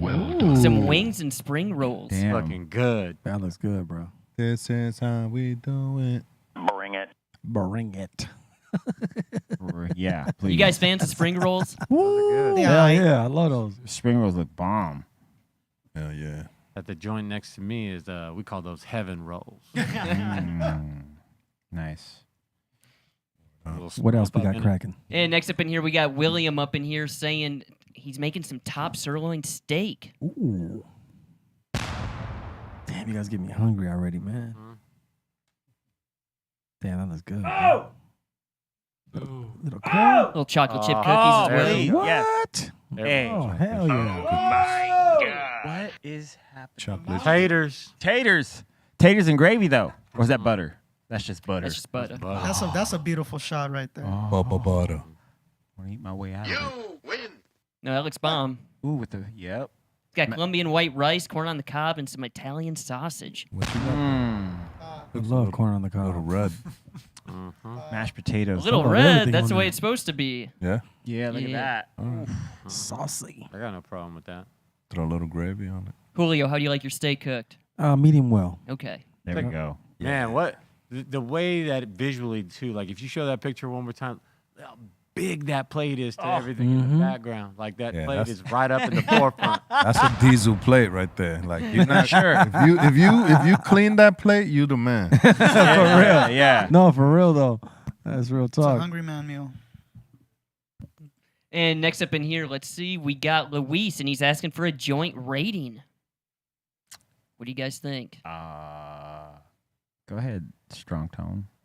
Give it. Yeah. I'm gonna put that on Step Tone. He's the I don't- expert. I don't rate them. I just blaze them. Yeah. I'll say, That's right. as a person that rolls 4, 5s, and 6s himself, I'd like to say that's about a 4. That's number 4. A strong 4. Yeah, it's a strong 4. Strong 4. All right. Wrong. We getting there, bro. Me and Julio, we like Cool. That's cool. I'll smoke it. We just blaze I'll it. smoke it too, bro. Yeah. You can go, your thing could be all bent. I'm smoking that. Hell yeah. It's going to smoke well, though. That it will. I'm pulling joints out my pockets. Like Put it back together. we still gonna blaze it. Like whatever. Get home and pick it up. Put it all back together. Exactly. That's right. And we got Steve-O up in here from the 209 saying, I saw Snacks' cousin Treats today at work. Oh, what up, treats? How you doing? What do you think about that, Snacks? He's saying it looks like he's been hanging out with E-Zone. Oh, wow. Oh, bright-eyed. Must have took some mushrooms with E-Zone. Look at Snacks. Snacks got the bright eyes Checking in. No escaping this. Ah shit. Snacks got the ill sweatshirt. Yeah, look at him. I need that one. Damn. Yeah. He's Got like the no snacks. no spectacles today, huh, Snacks? That's tight. He's keeping Don't fuck 'em it, with. keeping it business. He's like, I want you to look in my eye. And we got Shadow Sombra up in here saying, shout out to the tattoo homegirl Amanda of Saints and Sinners. Yeah. Little artwork back there, and he also sent in a little joint for a rating. Oh, that's nice right there. Okay, I see the papers. Awesome. And the funky field tip. What do you think, Steptone? You know, that's a 3. They're celebrating your birthday month, though, with the joint on there. That has now turned into an 8. Just like that. By the way, happy birthday month, dude. Happy birthday month. That's right, Steph. I appreciate that. That's right. And we got Bernard Vogel up in here saying, here's some pieces of my hometown out in Munich. Ooh. That Germany. Munich. One thing about Europe, man, is that they really be into graffiti out there, bro. Yeah, man. It is something else when you go out there. It's like almost being in the New York. It's like I feel like I'm in New York, like in days the when 80s. graffiti was it was about graffiti in New York. Yeah. Yeah, anywhere you go in Europe, it is really big. You And, go it's- and good graffiti. yeah, good. No, that's what I'm saying. I mean, I have a lot of pictures that I've taken all around the world, man. Switzerland and Germany and Switzerland. France, Berlin. Berlin. Germany. Yep, Berlin. Yep. They got a lot of great artists out there, man. I just gotta thank you, Steph Tone. Damn, that was a nice joint. I didn't even get a joint today, man. I forgot to bring my joint. Enjoy that. Thank you, sir. He just decorated this joint for me. Yo, and I- Drizzy. Gotta get us some joints, B. And we got one happy mama up in here saying, am I high or is there a face right next to Callie Blaze on the curtain? Oh, I see it. Right on the right shoulder. It's like his face though. It looks like Butterbean. How you doing? Check out what I found in my bag, man. Oh, hell yeah. Hell yeah. It was like a 5 or a 6, You was talking but it about was this. in the bag. You was talking about this right here, right? Hey, yo, big. Les, you was talking about this. Yeah, I pulled this out the bag. I That's what fixed I'm it all saying. back into life. Yeah. Brought It's all that bad boy good. back to life. Look at that. That's last week's joint. It was in my bag, man. Now I got something to smoke. Got 7 there. That's probably like a 3. I bought like a 3, but watch me But smoke it it's like a gonna 10. smoke it like a 10. You know? Back to life. Hey, yo, before I get too slapped up, I want to shout out Karina and Franco for Yeah. hooking me up with this super dope Funko, Dr. Greenthumb. Karina. Cheers. Karina, Yeah. Karina, and Franco, Franco. what up? Welcome. Welcome. No doubt. They're cool. Thanks for the snacks. Shout out to my peoples out there in Palm Springs, too. Hope you guys are enjoying that tarantula leg all nice and blown out. Yeah, thank you, man. I'm about to light up. And we got Yoda420 up in here saying, sent in a little blunt cross joint. Ooh, that's dope, man. Ooh, that's hot. With the funky field tip. Damn, look at that. Ooh, see? Hey, that's a good burn. Yeah. Yep. Exorcist. I'm going to rate that a 9. Ooh. Those usually don't smoke well.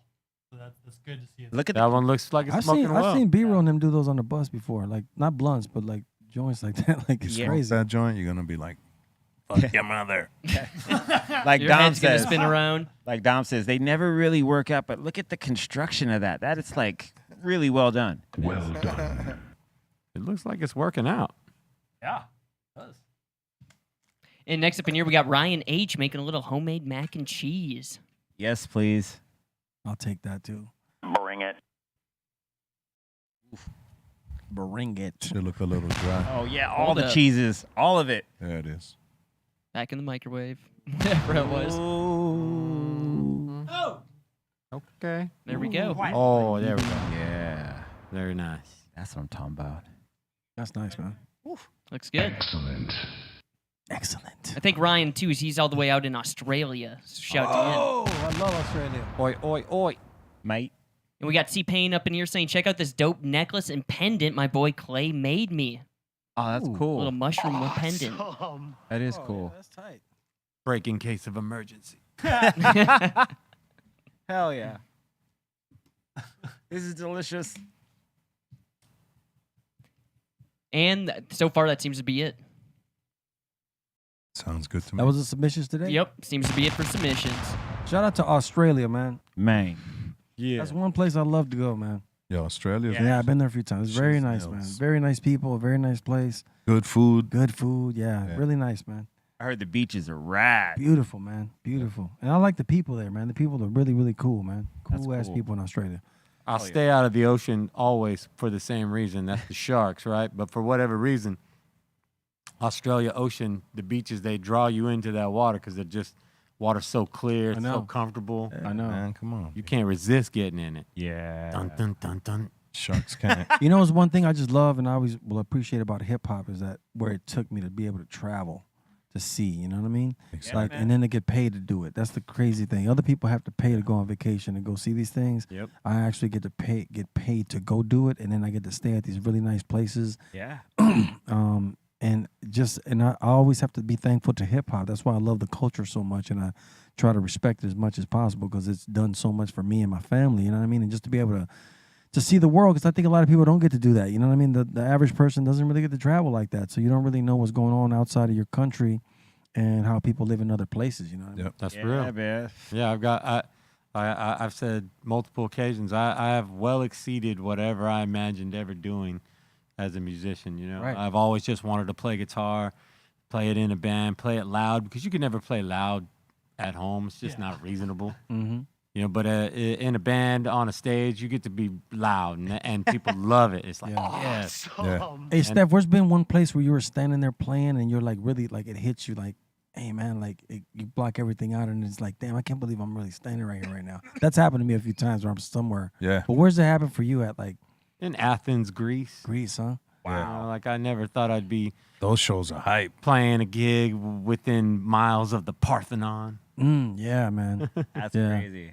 Greece is dope. I've been there too. Yeah. And Macedonia right next to it. Crazy Macedonia. That's crazy. Moscow, Moscow, yep. Rome. Wow. Yep. Rome. Yep. Rome's a trip.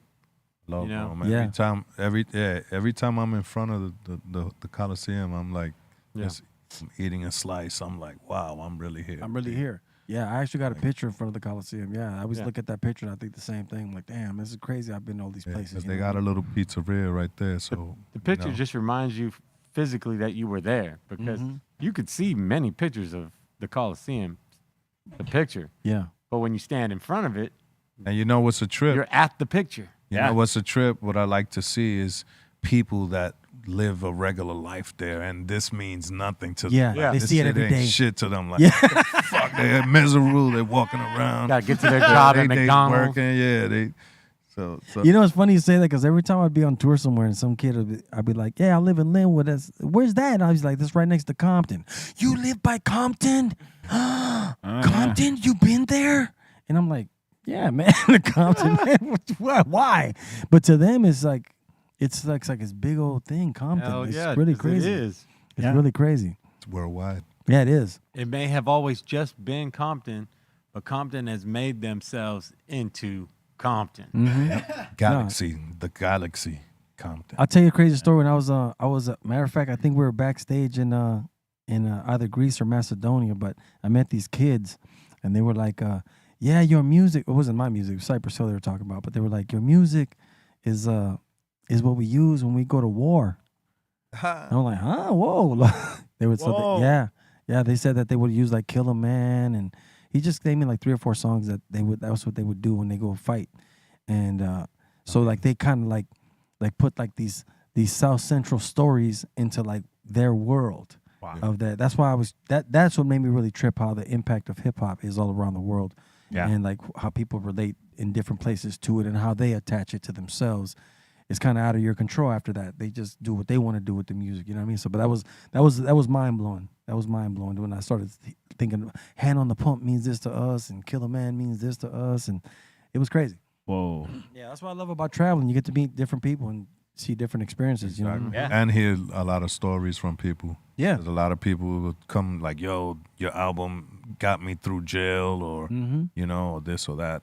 You know, No, absolutely. It's always a story. So it's like, wow. I remember I went on tour with Blink 182 overseas in Europe, and I actually would, get to the venue ahead of time, and I'd talk to kids, and I'd be like, just people that were waiting in line, to get in. And I'd be like, so what do you guys think, like I would ask them what they think of, how would they label this, like Slipknot or Green Day or Korn, they're like, oh, that's just rock music. I go, really? You wouldn't classify it? They're like, no, if it's good rock music, it's just rock music. And I was like, wow, because everything's so categorized No, I know. over here in the States, you know what I mean? Because it's metal, or that's pop punk, or this is Right. stoner rock, or this is, like Surfer. new metal, Yeah, or this yeah, is, yeah. with a surf rock, or, so it's like Alternative. alternative, and they're like, no, if it's rock, it's, it doesn't matter how heavy or hard or how light it is, it's still rock music. Mm-hmm. And I thought that was like, whoa, that really helped me kind of focus things. Yeah. You know? And Les, I was going to ask you, why do you think that they love the hip hop so much? Like, it seems like when I go to Europe, it seems like I'm going 20 years behind. And when you walk out into the crowd, it reminds me of a 90s crowd. Like, those kids still because they love rock that like energy. They love the energy, man, and they love to make the energy To participate. be pushing and Yeah. jumping and Yeah. screaming and wilding and singing and hearing their shit loud. Like, Yeah. Because every time I went to Europe with, excuse me, with Cyprus, I would always be ready for that. Like, oh man, we're gonna have fun tonight, man. France, especially. France is come a on, hip. you crazy? Out of Europe, You- France is France- the hardest hip hoppers of Any Europe. Cypress Hill joint comes on in It's on. France. It's Yeah. And they're going nuts. And if you say over. jump, they Yeah, jumping. And they jump. want to do this. And it's just really fun to be able to play for a crowd that, like, they totally get it. It feels like I said the 90s when I would watch shows at the House of Blues or something. It'd be like, I remember Exhibit used to tear down House of and Blues. that's one thing. Like they still love the elements, the real elements, DJing, the MCing, the break graffiti. dancing, the graffiti, and you'll go out there and all the events That's look what it like is. that. Yeah, it's all graffiti writers in France just doing walls and the beats and the back banging. That's why I salute New York for that, man. Because it's just like the hip hop culture that came out of there, and Yeah. the creation of hip hop itself has been such an impact around the world, and it's touched people in Yeah. so many different ways Definitely. all around the world, man. Definitely, like you were saying, like sometimes I'll be across the world, like in Russia or whatever the hell, and I'll be like, damn, see, I'll be telling Juju, like, see, these little beats we made in the basement one day, look how far these beats got us. Mm-hmm. You know what I'm saying? That's real.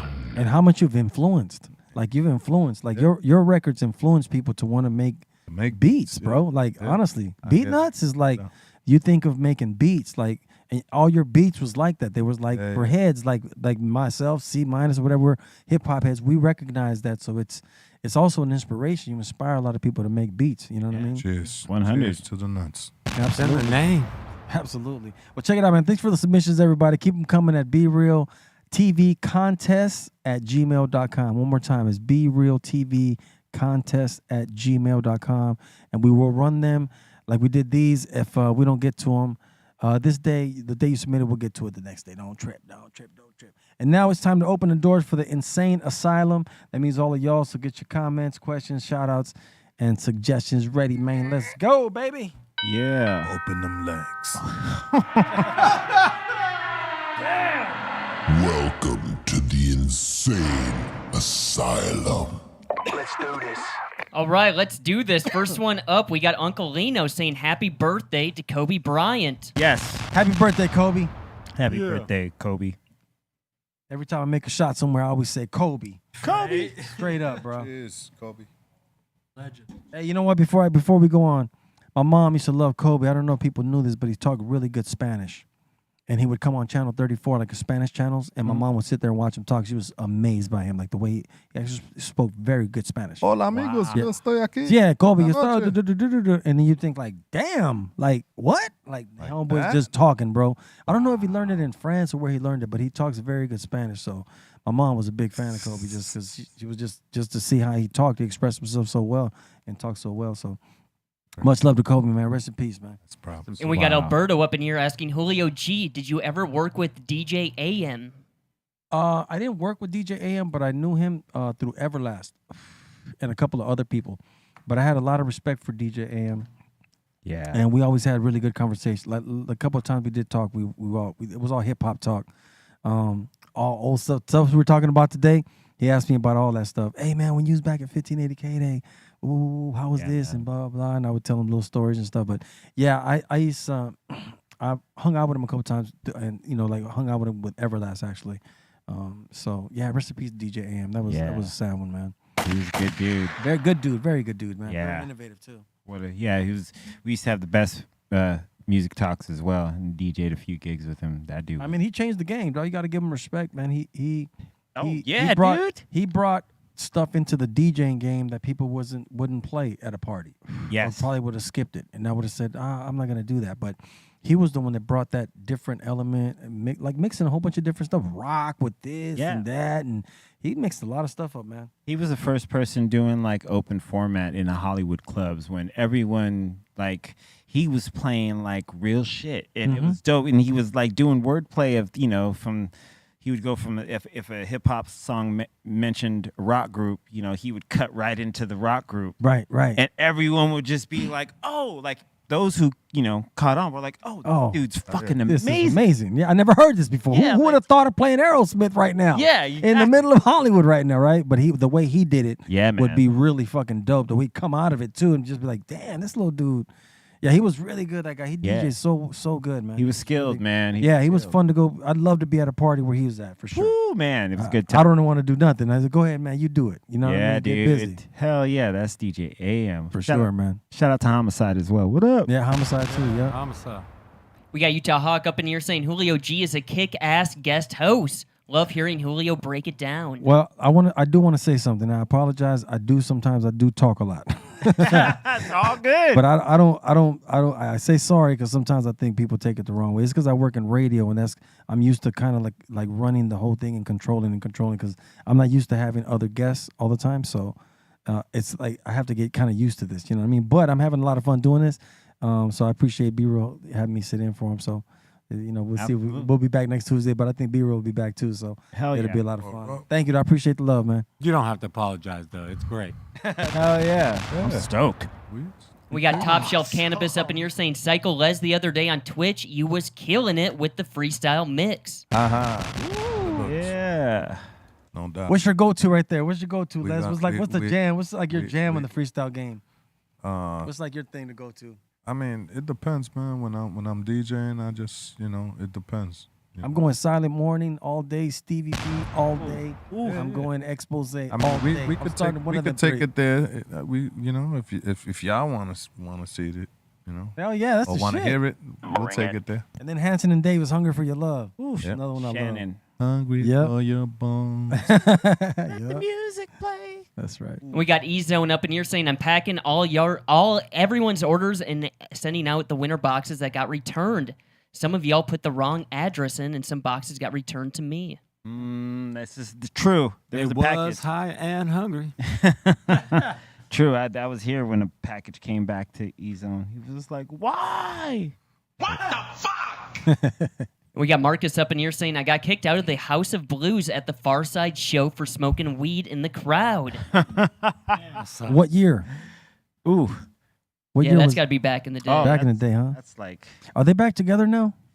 Yeah, I remember getting kicked out of a club back in New York for a vapor pen. Really? For real? Like that's what I was telling the security guy. Like for real? A vape, huh? a vape. He was huh? serious.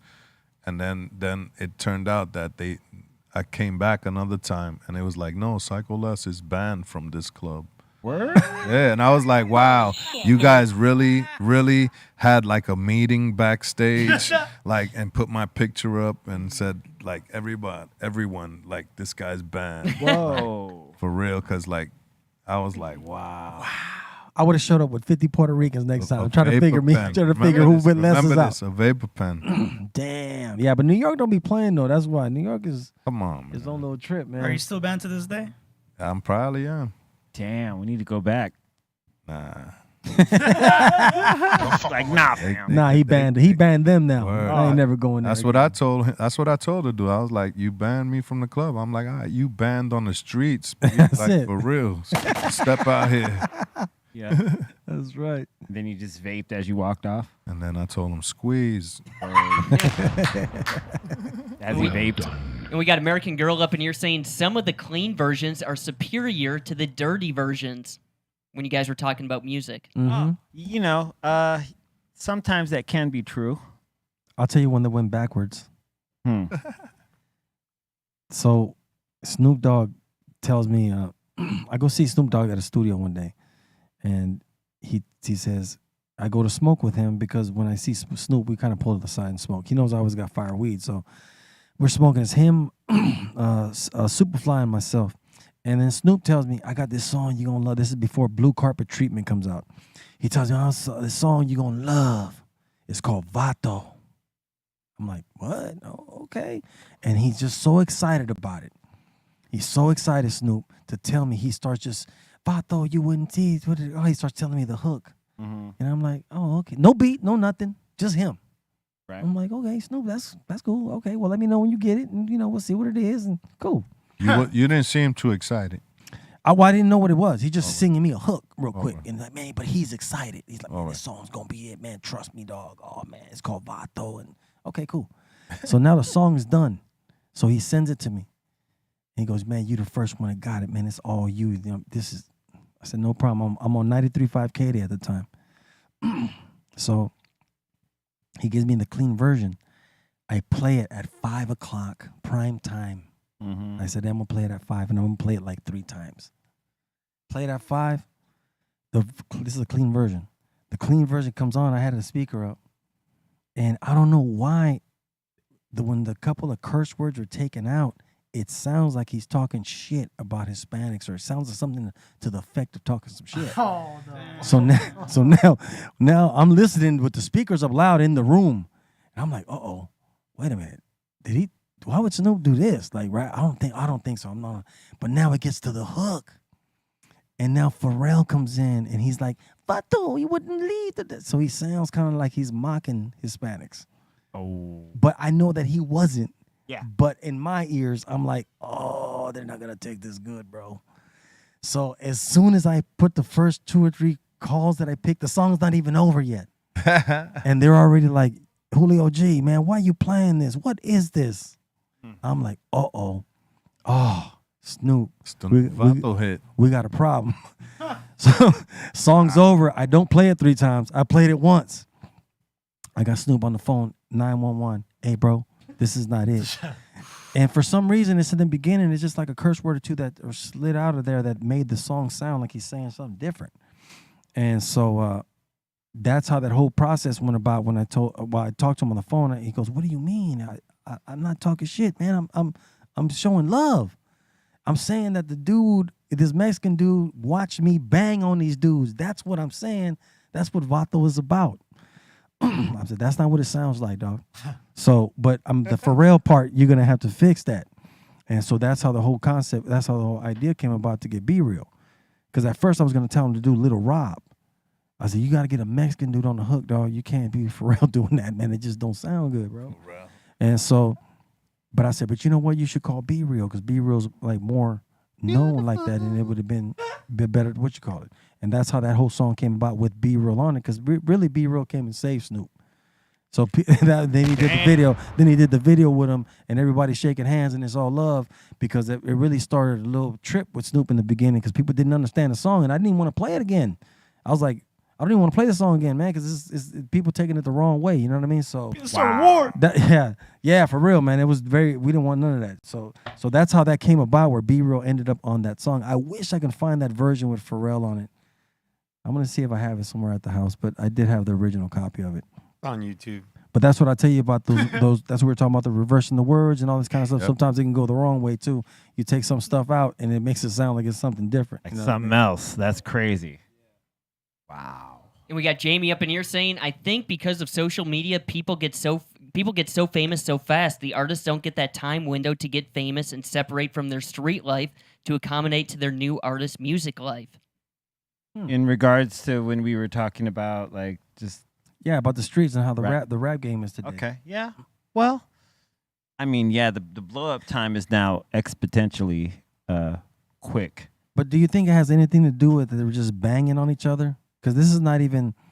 You thought Hit 'Em Up was bad. These kids doing Hit 'Em Ups every day. If you really go online and listen, is this what they're doing to each? They're just banging on each other through rap music, and they're just using threats, and that's how. And twerking. Yeah, and twerking. Both going on at the same time. So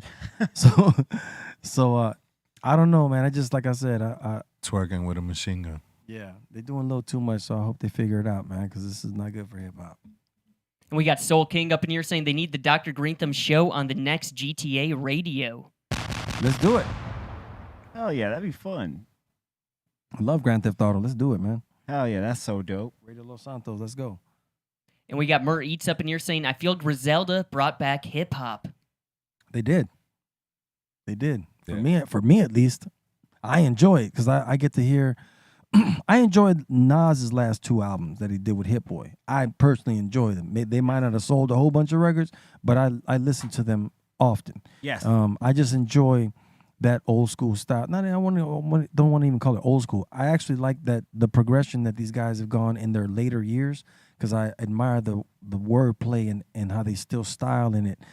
Nas is really dope to me. I just really like Nas, especially at this age of his life, what he's doing with hip hop. Yes, absolutely. Those last 2 albums, like you said, I think every record that Nas did with Hit Boy has been great. Yeah, great records. I Like, just like them, man. Complete listens. Like Yeah. you're not really like if there's a song you don't like, it may be one. Yeah. Maybe. Yeah. But for the most part, I could listen to all 4 of And those they're not albums. they're not like hits. He's not trying to make hits. That's what I like about him. This is just songs for me and you. Yeah, For people Yeah. like us because he ahead. knows it ain't gonna go all that crazy. ride around and you in the Right, you know. right. Yeah, I enjoy it. You know what I mean? Because I just enjoy that that style of music. So Hell yeah, same here. That last song Nas did with A$AP Rocky. love that. Yeah, it's dope. Primo just man. He did the cuts. Come on, Oh, tell me, man. dude. It's Primo. I loved it, man. Yo, man. ASAP was hard on there too. Hell yeah. We got Derek up in here saying, yo, Julio, do you have any slow pain stories? Slow Pain, rest in peace. I have a lot of stories about Slow Pain. Slow Pain was a really, really cool dude, and he was a hustler. Slow Pain, we used to do. He was such a hustler, Slow Pain.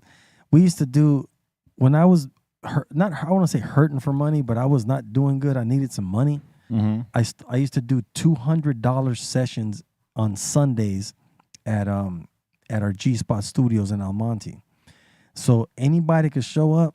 And if you needed to have the idea and everything, I would make the beat for you. I would record it for you and mix it for you for $200, however long it took. If it took us 5 hours or whatever it was, but I was quick with it. So Slow Pain was good at going out there and go get like $400. And he said, "Gee, I got you, man, but I charge him $3 or $3.50. I got $1.50. I don't care what you get out of it. I'll go get your money, dog. If you can do whatever, just bring them." Right. And Slow Pain would bring people to the studio on Sundays, man. And he got me through some crazy times, man. Crazy times. I appreciate him so much for that because he looked out for me. Where he would. There was one time I made like $1,000 just in one day because he brought like a few heads.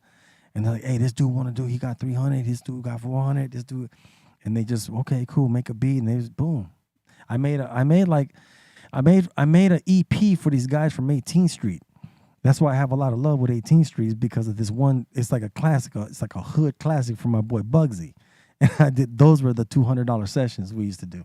Wow. Yeah, Slow Pain was a great dude, man. Yeah, Really, man. really cool guy, man. He was And- super cool.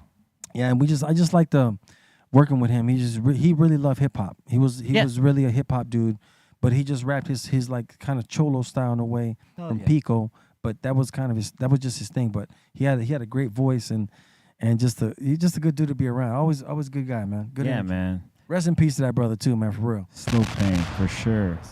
And we got Brooke P up in here saying that new Jadakiss mixtape is fire. Oh, I gotta hear that. Oh, what he dropped the new Oh, I mixtape? gotta hear Jadakiss, man. He's so dope. He's okay. That's just another level of rap.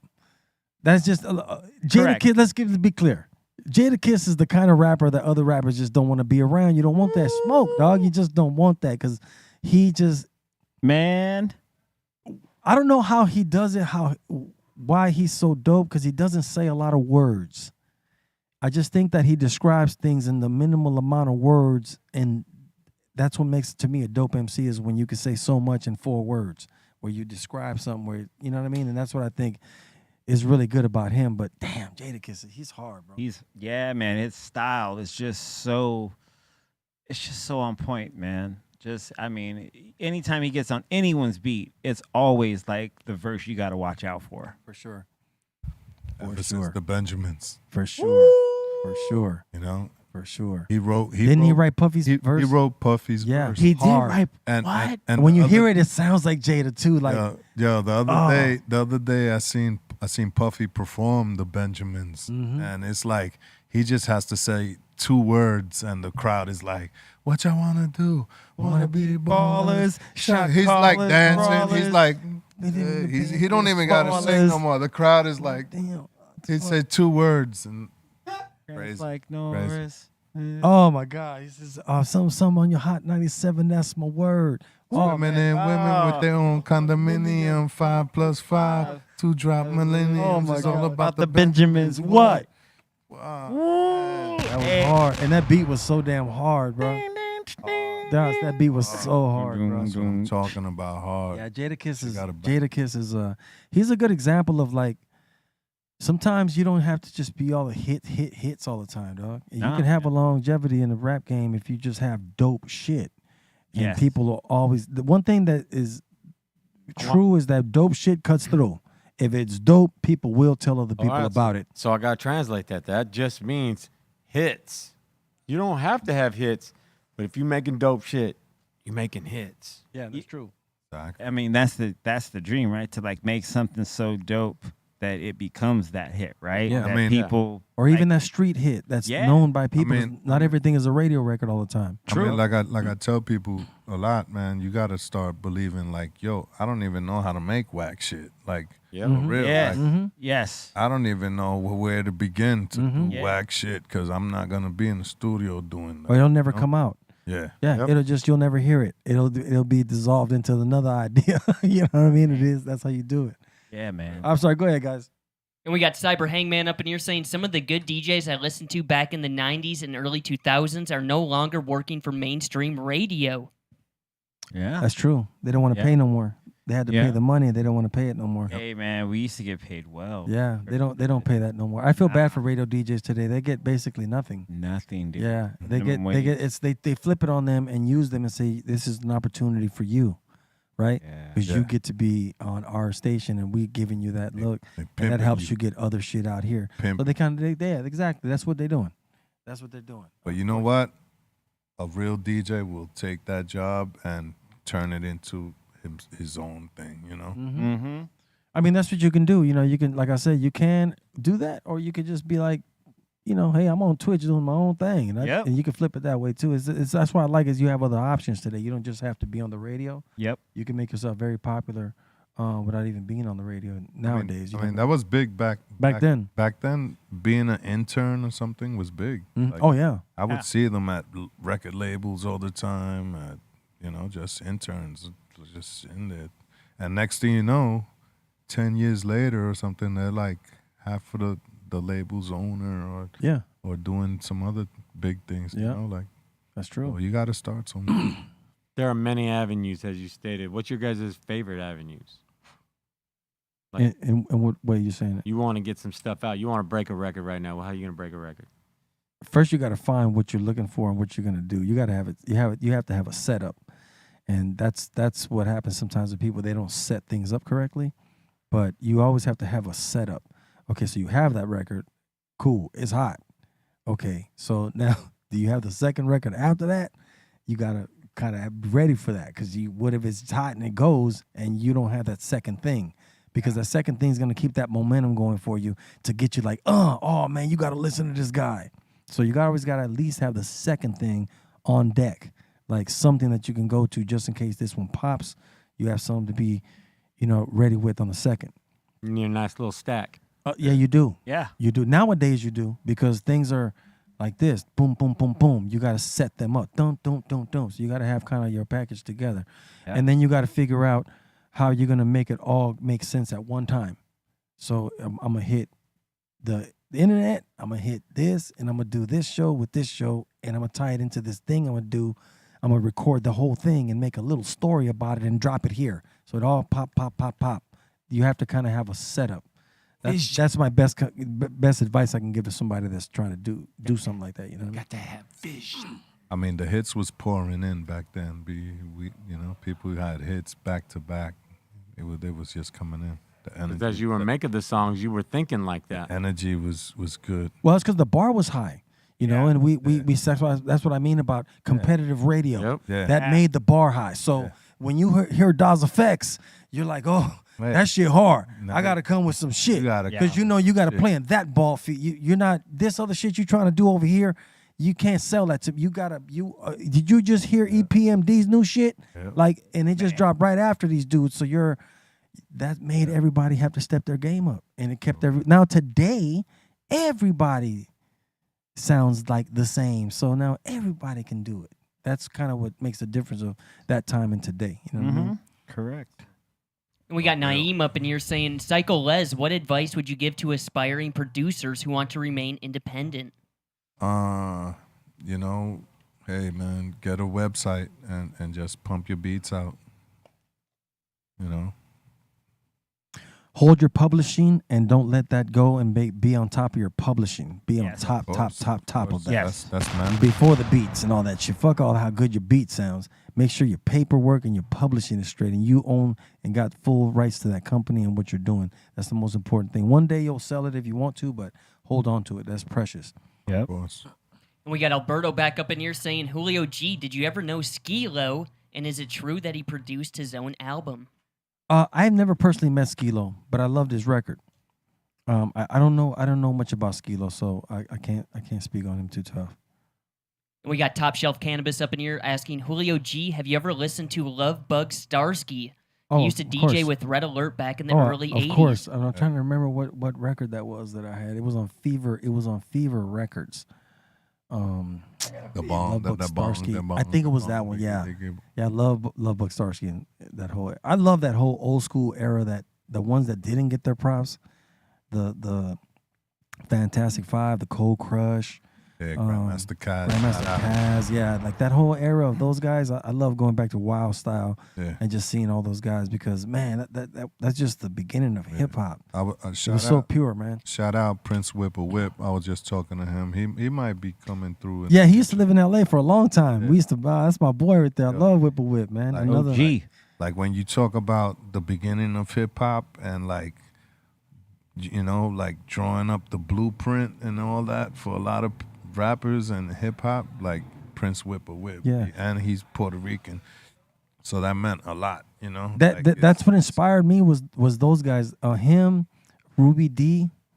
You know, he said Ruby D is my name because I'm Puerto Rican. You might think the black because of the way I'm. What did he say? the way I'm speaking. Oh man, that line alone right there just had me so pumped when I was a youngster, man. Like he was very inspirational. And Charlie Chase too, because they were Hispanic. You know what I mean? And then I was so early in the game. Those people, the one that attracted me to like, damn, I could do it. The first you know? time I met Ruby D, I gave him his flowers. I was like, yo, you the man, bro. You For killed. sure.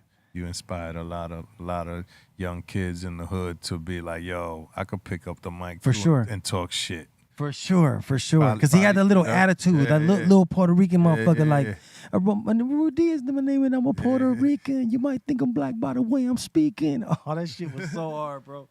And you know who else I used to fuck with? Tito from Fearless 4. He was another one that was super dope too, man. Yeah. So I love all those old school guys. People don't really know those guys. Fearless 4. Fearless 4, yeah, Fearless 4. Hell yeah.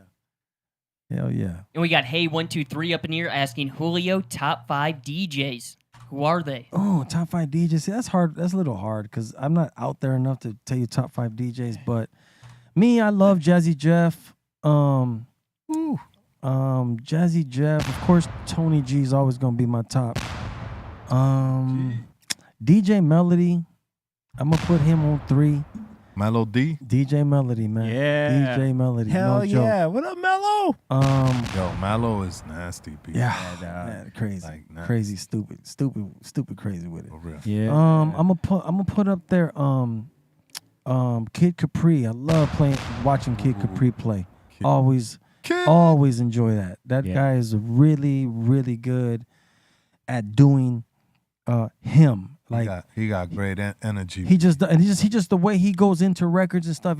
It's really him. It's not like he copied that from people or that energy style that he does, because he does a certain style where it's very quick up pace going. You know what I mean? Like boom, and he goes into this and he goes into that. But he's taking you on a crazy ride. Yeah. He's hitting you with a lot in a little amount of time. That's why it feels so. he fills you up with a lot of feelings. You know what I mean? Just even just 4 bars of this record, and you're like, oh, that's my shit. And then boom in the EPMP, you're like, oh, Because he's taking you through a time capsule. Right, you know? right. He's like, So I enjoy that about him a lot. Anytime he's played, I have to stop there and watch, and just check him out. So I put him up there. Another one maybe on number 5. I want to say, well, I'm gonna say this. I'm gonna say Qbert, because Qbert is the most incredible scratch DJ I have ever seen and ever witnessed in my time of doing DJing, and I'm from the beginning. So he is in. I just watched him the other day too, and it's the stuff he does is. I'm gonna be honest with you. I listen to him and I think more like this guy's an alien. Yeah. I'm sorry to say what? it that crazy, bro, but No. I mean that's the level to me that But he you- is on, what he's but you doing know- with his 100. fingers and everything that he does. You got to let's not forget, Qbert is 90s DJ. Straight up. So that come on, B. And Yes, I think hip-hop. 90s is golden, B. Yeah. We started this. Yeah, for sure. That's why the Yo, level has It's been not so gonna get- taken so high. We're just gonna get crazy better by 20 years or 30 years later. Like, It's real. Yo, man, when the first time I saw Qbert, he does these rhythms that you just can't even conceive in your head. And just the technique of Incredible. how he does it is just, I mean, it's not like you said, not from here. No, You it's know- not. You know It's what I not, mean? bro. And It's when not. you hear him, because it's funny, because like we know a lot, but when we watch him, it's like going to class all over again, because it's just like, what, for what real? the hell you, like, how did you come up with that in your head? I watch Qbert in slow motion trying to learn his scratching, because it's like it's incredible. It's incredible. Man. In guitar world, that man's name is he's known as Steve Vai. Yeah. 100. You're like, I got no idea where that came from, what he's doing right now. Look at it. That's crazy. That was a funky guitar.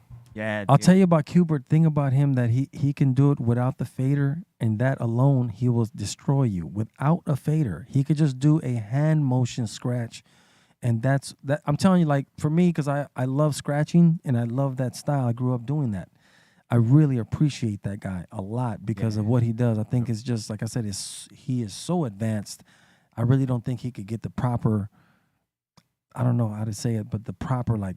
I think he's gonna have to be gone one day when people have to go back and go, oh man, what I was witnessing. I didn't even realize what I was witnessing. Exactly. This is another level of DJing. This is like a human into an instrument. Yes. Is what is that, and then the what is coming out of what he's doing. His soul, his rhythm is just so sick. It's just like damn, this dude is funky, bro. Like singing. Yeah, it's like a machine. Like he's talking all in one. You know what I mean? So I seen him the other day.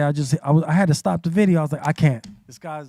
Yeah, It dude. made me want to get on the turntable. I said, oh man, I want to scratch right now. Damn, this guy Yo. makes me want to just go back to scratch, bro. like, damn, I love this. Dude. So mad props to Qbert. I salute you, Qbert, man. You're the top. Qbert always doing his thing back in the earlys in New York too, with execution and always in those battles and Hell yeah. so come on, man. That just when I look back, I'm like, this dude was determined. He was like, yo, I'm gonna fucking be the greatest. And now He is. Come on, Yeah. exactly. He is, man. Yo, I got a chance to do a show with him, and he's the first person I've ever seen carry around a fader, right?